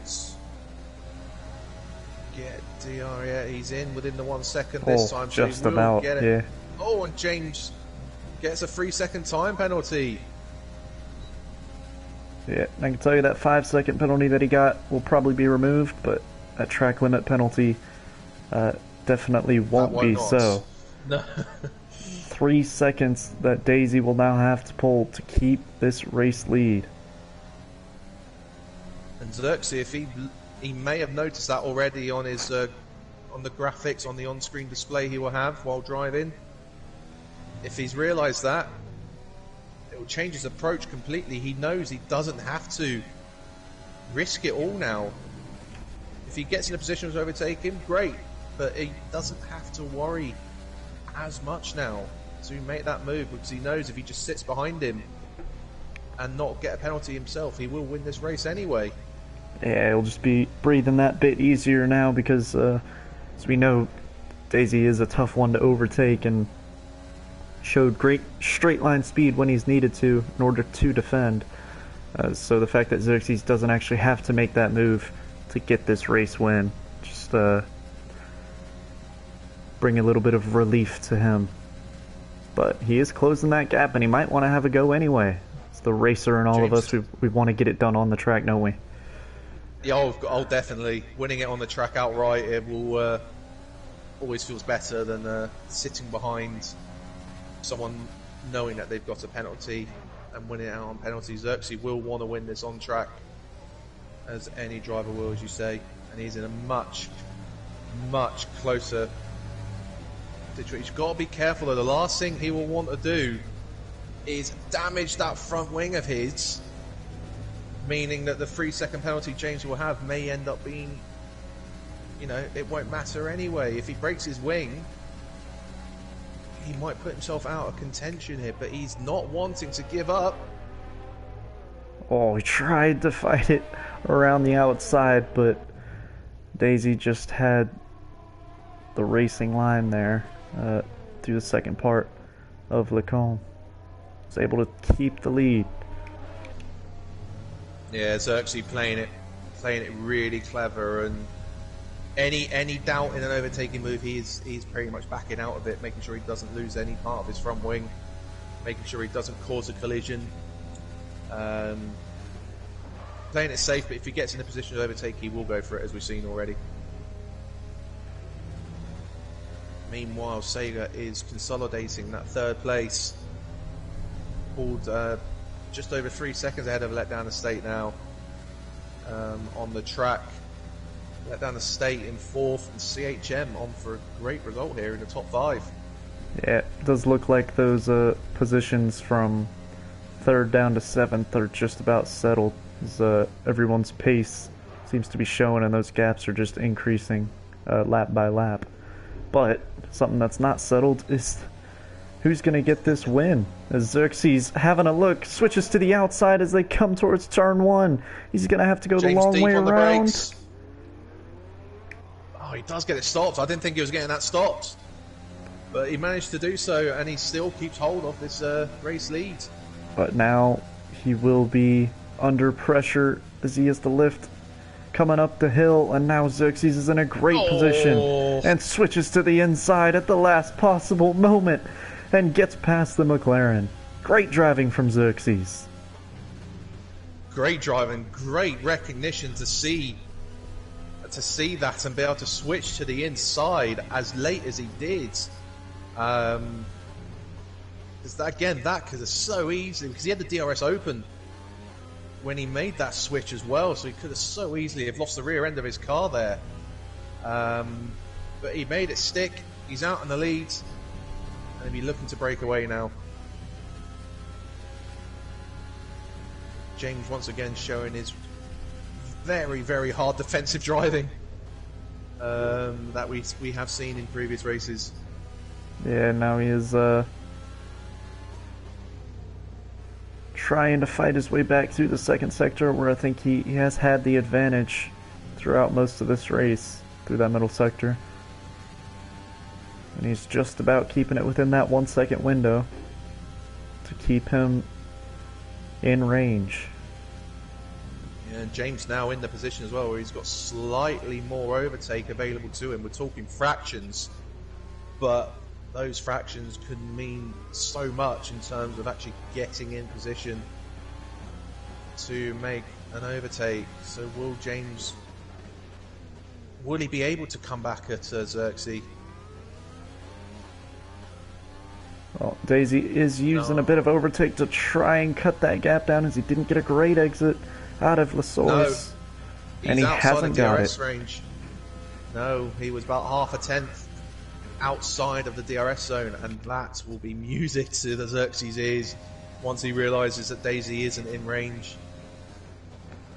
Xerxes has got that gap, and if he can keep it tidy, he should, in his opinion, should be able to manage this from here.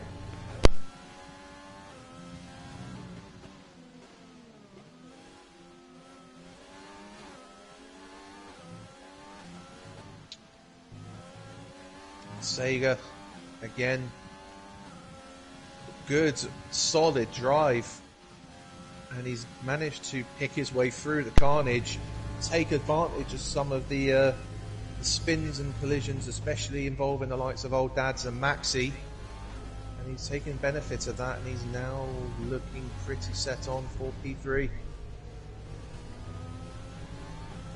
4 positions gained from his start position.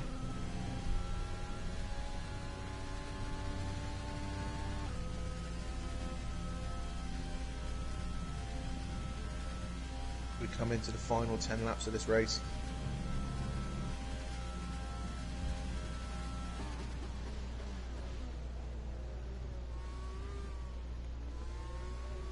And let down the state, 4th place. I think he'll be pretty content with that, considering the fact that he was facing the wrong way after the first corner, with all of the carnage that we saw in the opening laps. So to be back in 4th place, I think he'll be more than happy with that. There was a potential, there was the opportunity for a podium, but I think a top 4 from where he was after lap 1, he will be more than happy with that.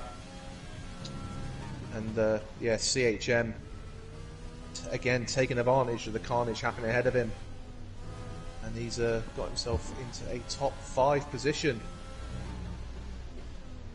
And then Prev will be 6th, assuming nothing happens further up.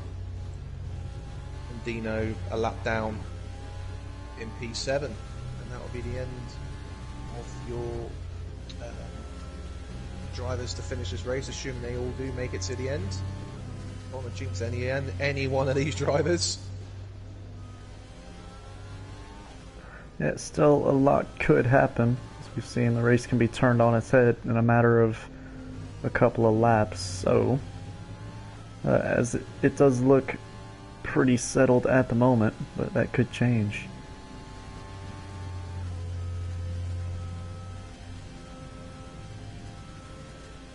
Yeah, Xerxes doing a good job to gap James out in front.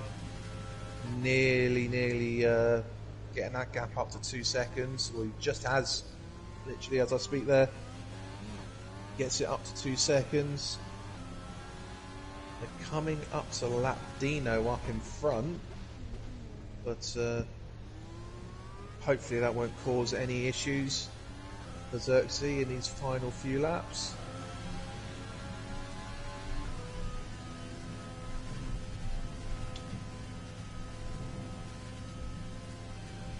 At the moment as well, Xerxes just about holding on to the fastest lap as well. Got the fastest lap ahead of James by about 0.04 of a second. So again, very tight between the top 2 in terms of their overall fastest lap times of this race. Any concerns that we were talking earlier on about whether Xerxes would have been able to manage his medium tyres to the end? He was looking at having to do 28 laps on a set of tyres that supposedly could do 29. But obviously those safety car periods and VSCs meant that he was able to get the free pit stop. And it just removed any doubt of whether the tyres could have got to the end.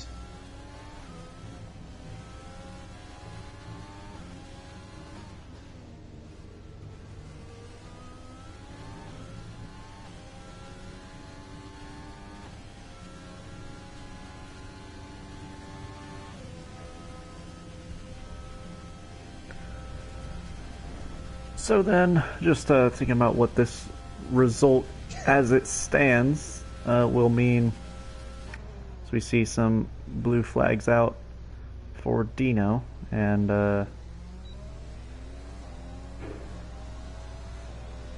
Xerxes having a ghost through him.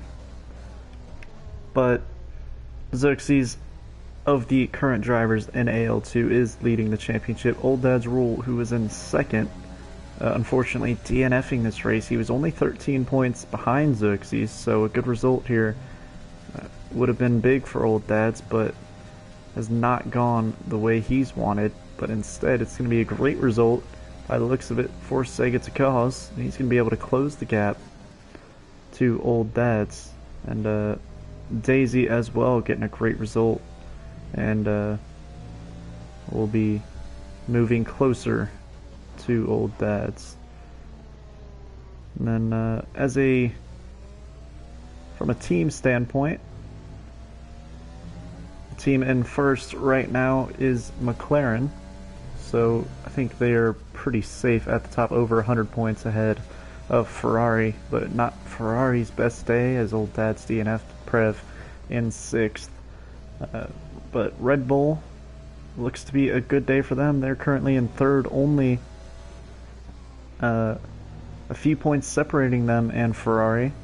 So I think Red Bull will build themselves a little bit of a gap and get 2nd in the constructor standings after this race is done and dusted.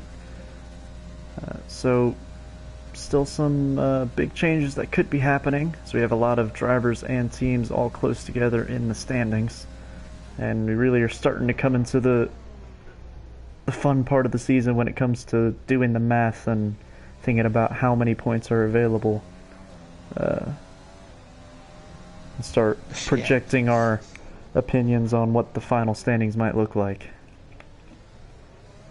Yeah, this is a big day for Red Bull in their battle with Ferrari, and they will be taking a nice little chunk out of the gap to McLaren up ahead as well. As you say, McLaren do have a healthy margin, but I mean at the moment Red Bull are set to let's test me maths here, 37 points as it stands. With 38 was Xerxes' fastest lap as well. With only 18, so it'll be a 20-point swing between Red Bull and McLaren as it stands. And then, yeah, even more so from Red Bull and Ferrari, with Ferrari only scoring 8 points as it stands. So it'll be a 30-point swing between Red Bull and Ferrari. So a big day here for Red Bull as things stand.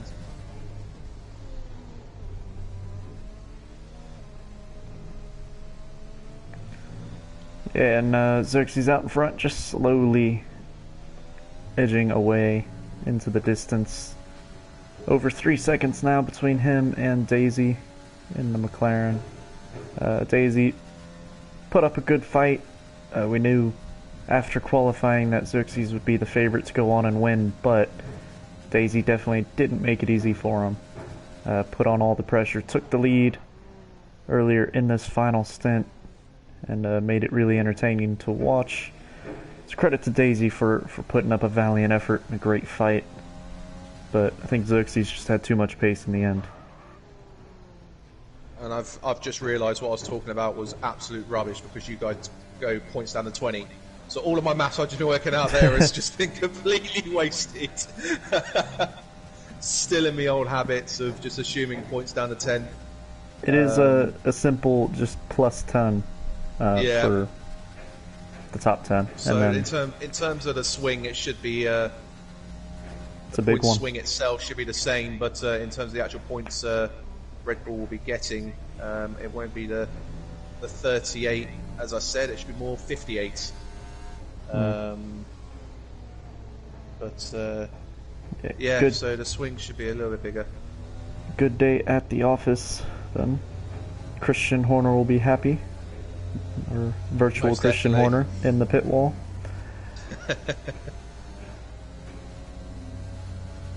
As Within the final 5 laps. I think the real life Red Bull team will be feeling as though they've got a bit of pressure on them the next couple of races in the real F1. It's Monaco up next in the 2021 season, and I think for all us race fans out there, if we're going to see a title fight, I think these next few races Max has really got to get some good points and a couple of wins to sort of get himself back up there with Lewis in terms of championship points. Yeah, definitely. And traditionally, from the sort of the last few races they have done at Monaco, Red Bull have been very, very strong. Their car really does tend to obviously suit Monaco quite well. We saw Max challenging Lewis in 2019 to the very end.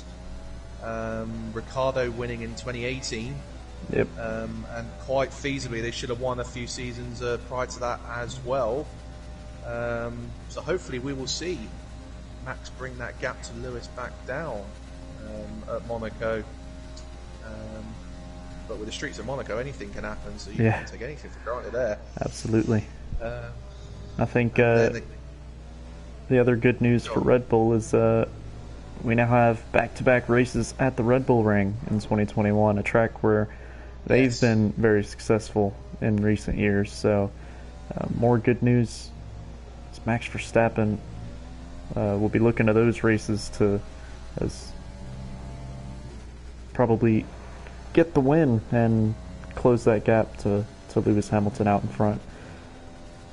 Of course, I think most F1 fans, Lewis Hamilton has his fans and he has his haters, but I think most of us just want to see a title fight. Whether Lewis wins it or Max wins it, I think we all can appreciate a title race that goes down to the last weekend. And that's what we all want to see. Totally agree. I mean, even me being a Brit, that's one thing you want to see. I mean, Hamilton winning, no issues there, being a fellow Brit, but it's not always. It doesn't always make it enjoyable when he's running away with it and having it an easy time. We saw it with the the Schumacher era, and then again when Vettel was having his very high days in the early 2010s. When the same guy's always out in front and winning, it does tend to get a little bit samey, a little bit boring at times. So as much as it is nice to see, countrymen being up at front, that title battle, that battle up front, it's definitely something that everyone wants to see, regardless of who they're actually supporting. Yeah, just earlier today, watching back the radio rewind of the final race of the 2010 season, and the tension in that race with Sebastian Vettel going for his first Drivers' Championship. It was really amazing. And I just wish we could get something like that with the current F1 grid. Yeah, the crazy scenario of 2010 where Vettel won the title having not led any part of the championship at all until after the final rounds. That was, that just shows how competitive it has been down the years. For someone to win a championship having not led the championship at any point in that 2010 season to then come out on top, really, obviously did just show how close it was across multiple teams, with Red Bull, Ferrari and McLaren all very, very competitive through sort of 2010 to 2012, 2013. And then obviously the hybrid era, Mercedes have just shown the field how it's pretty much done since then. Yeah, and the unfortunate Ferrari situation where it looked as though they had finally turned the corner after being competitive in 2018, and 2019 looked to maybe have the best car on the grid as we got toward the latter stages of the season, and then having to pretty much start from scratch in terms of a new power unit for 2020 has set them back and just made it, they gave us, I guess, a false sense of hope of maybe there will be a Ferrari up there battling for a title, but they have definitely improved this year. They've definitely got the qualifying pace. We saw that with Leclerc getting P4 on the grid at Spain last weekend. They're still a little bit way off in terms of race pace, but they're getting there. They're getting better, and hopefully, when 2022 comes around, hopefully they'll be back up there. But with the new cars coming, who knows what the order's going to be in 2022. Can't wait to see how jumbled up everything's going to be. The biggest regulation changes for a long, long time are coming next year in Formula One, so really looking forward to that.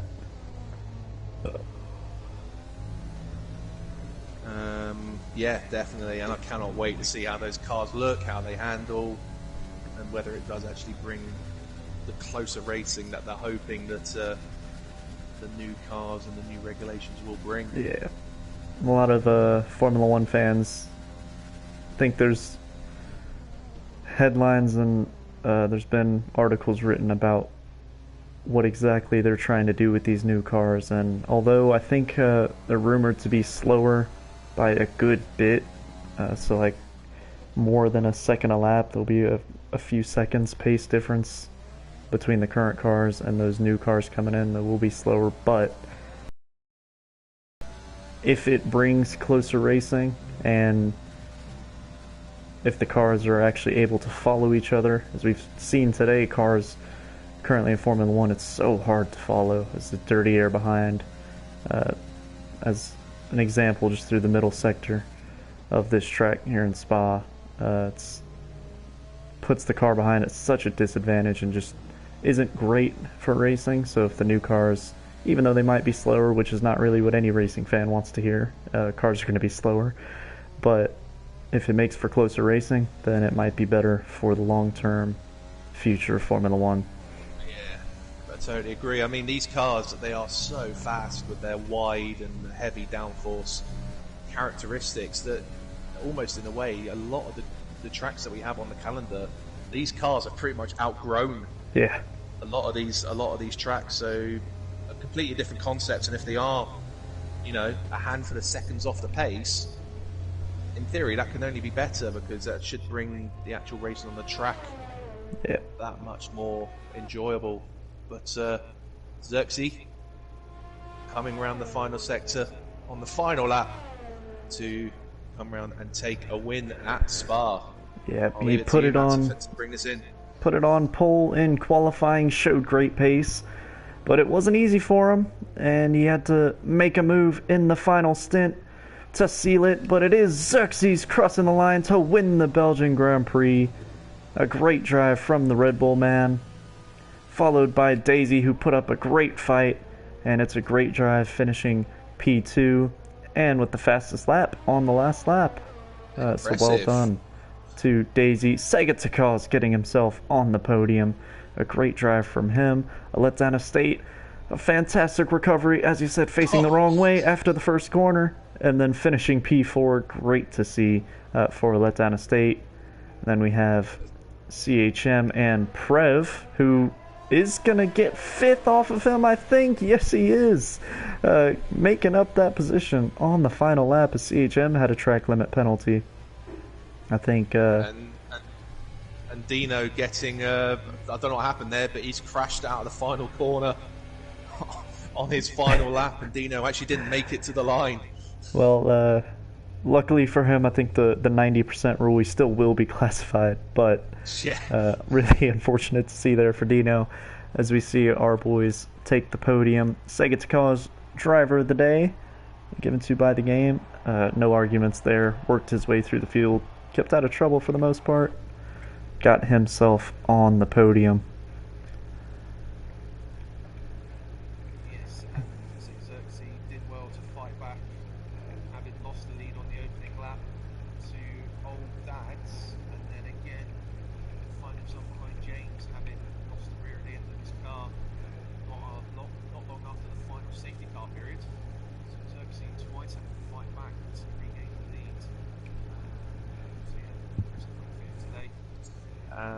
And then James taking second place and the fastest lap on the final lap. And then Sega Decoz, rounding out the top 3. A very good recovery drive from Sega. Started 7th, finishes 3rd.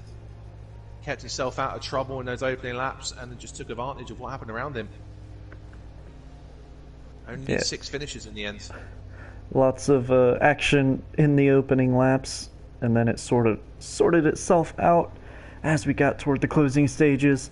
But it is Xerxes getting another win, extending his lead of the current AL2 guys in the championship.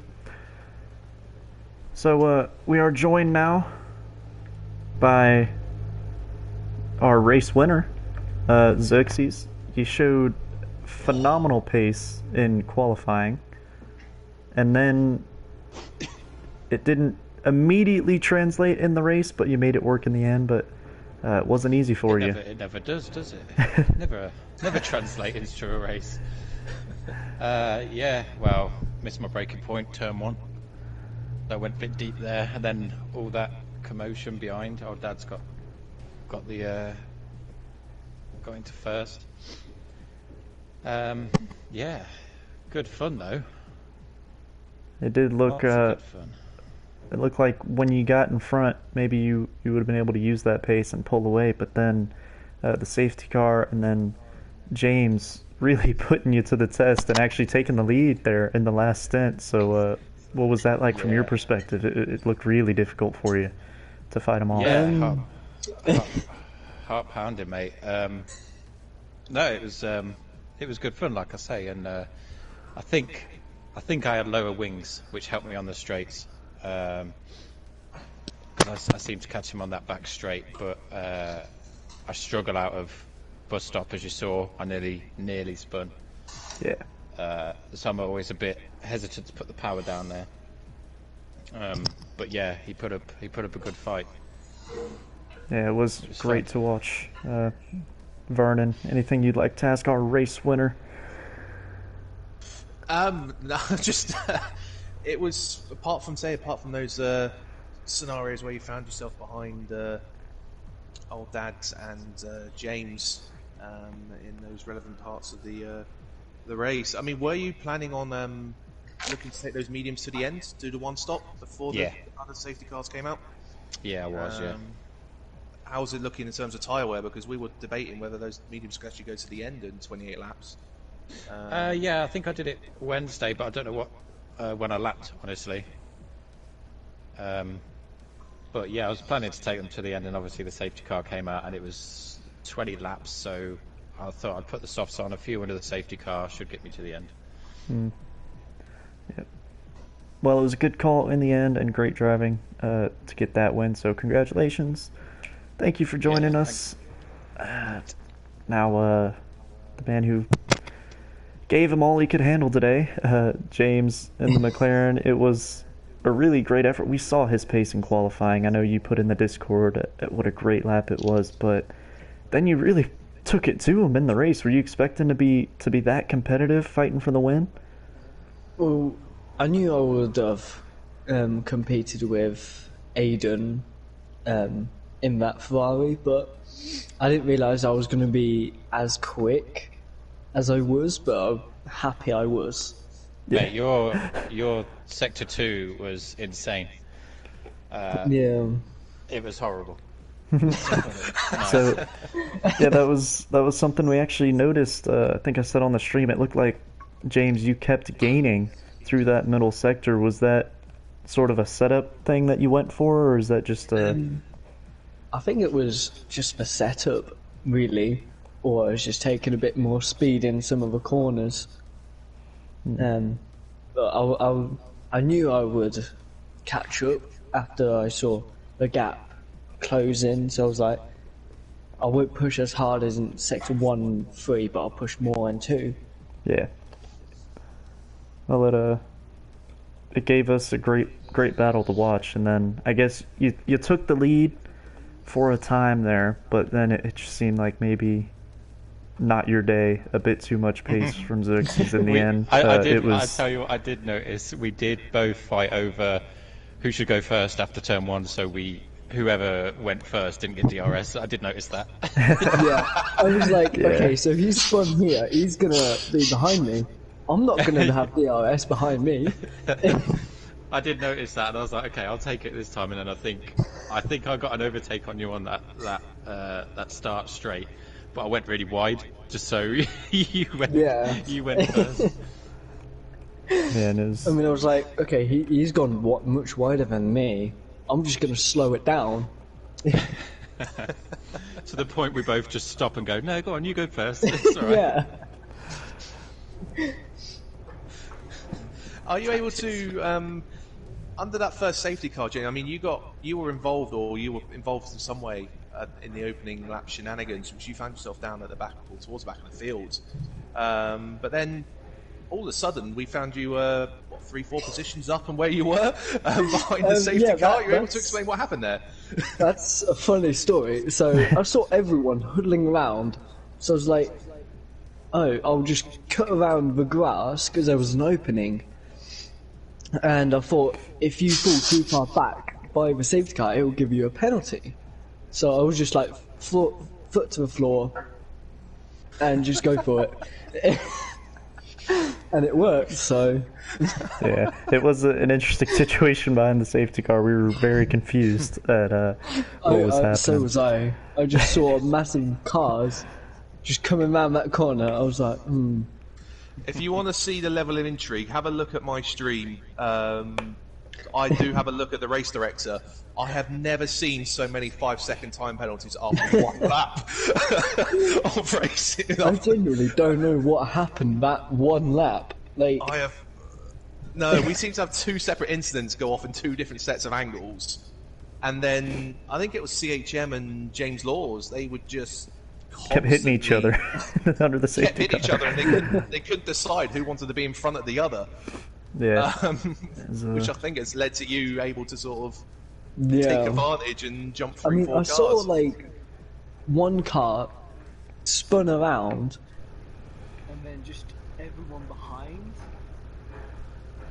I don't know what happened. yeah. We will perhaps look at it Review more. stage. Look at it more with some I'm onboards, glad it but happened then. yeah, it was a great race from you, James, overall, and thanks for joining us. But great driving to watch, and congrats on P2.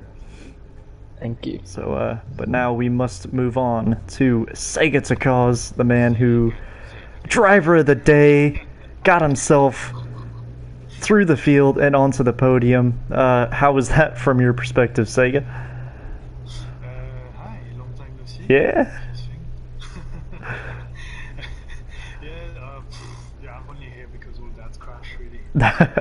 Well, No, nothing special. It didn't start very well for me because I wanted to do one-stop strategy with medium to hards, but at the first the first turn, the car in front of me had a big crash. I don't know what happened. It almost looked like one of them lost his controller or something. I don't know. So they both crashed in the wall, and I tried to avoid all that and crash into someone else. I don't know. Oh, sorry. Yeah, my front wing was gone, so I had to stop to get some other medium, and I just carry on doing medium. yeah. So yeah, that was not very good. I guess after that first lap, it was, in terms of strategy, worked out pretty well for you, and then you just kept your nose out of any trouble and just worked your way back through, didn't you? It's just a good drive. Yeah, but I mean, on Spa, I'm so scared of Eau Rouge, yeah.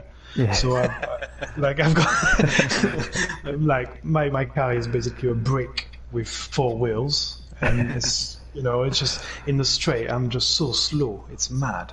So there's not. I mean, with this kind of strategy, there's nothing you can do. You can't win the race, So yeah. Just managed to be third, and that's just a bit of luck, really. I'm just scared of my life going up Eau Rouge as well, so it's just one of those corners you absolutely hate but scared of.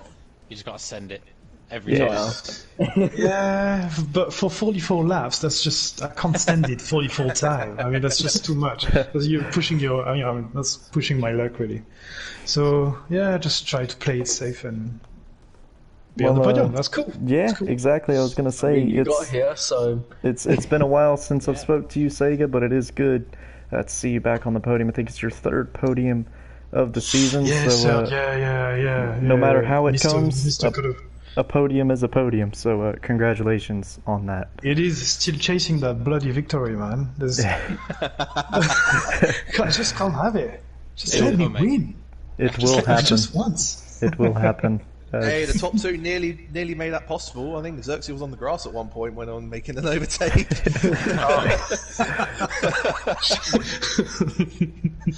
Oh well, next time. Yeah, a bit Alex Albon though, wasn't it? But Yeah. What up? No. yeah, all good fun though. Yeah. yeah. It was Anything kind else? that of was cool. battling with you as well, Xerxes. It was just it pushed me on even more. Yeah, It does, that's- doesn't it? But at the same time, like your heart's just I don't know if yours does, but mine's just proper racing. Like Yeah, mine is like I have to go Palpitations. so quiet and concentrate. How did you manage to carry on with those softs at the end? They must have been fun, no? Well, mine had 52%, I think, at the end. Oh, that's alright. I mean, I Yeah. got fastest lap on the last lap, so Yeah, you By did. they almost were a second. fast. Oh, okay. Oh, maybe I should have get those soft at the safety car, maybe. Yeah, Yeah, that's what we I mean, did. they were very quick at the should have done start that. and at the end. it Oh, was right there on the limit in terms of how far the softs Yeah. could go. So I see why you would have felt that way, Sega, for sure. Yeah. But Like you were saying, that second sector with me, I did a purple, like, almost a second quicker than the previous lap I Oh, did. really? Yeah. Oh. What wings were you running? 3.5, I think. Oh, okay. well, good stuff getting that fastest lap. I did notice that right at the end, and then for all Just three of nicked it. you, yeah, all three of you drove. All three of you boys gave us a great race to watch. So well done, and thank you, boys, for joining us. And we will be back next week at Monza, another fan favorite. So we look forward to another one there. I hope everyone has a good week, and thank you everybody for watching. Let's send it into See every you corner. guys. Just miss the first chicane and you'll be good. Let's all agree we just go straight.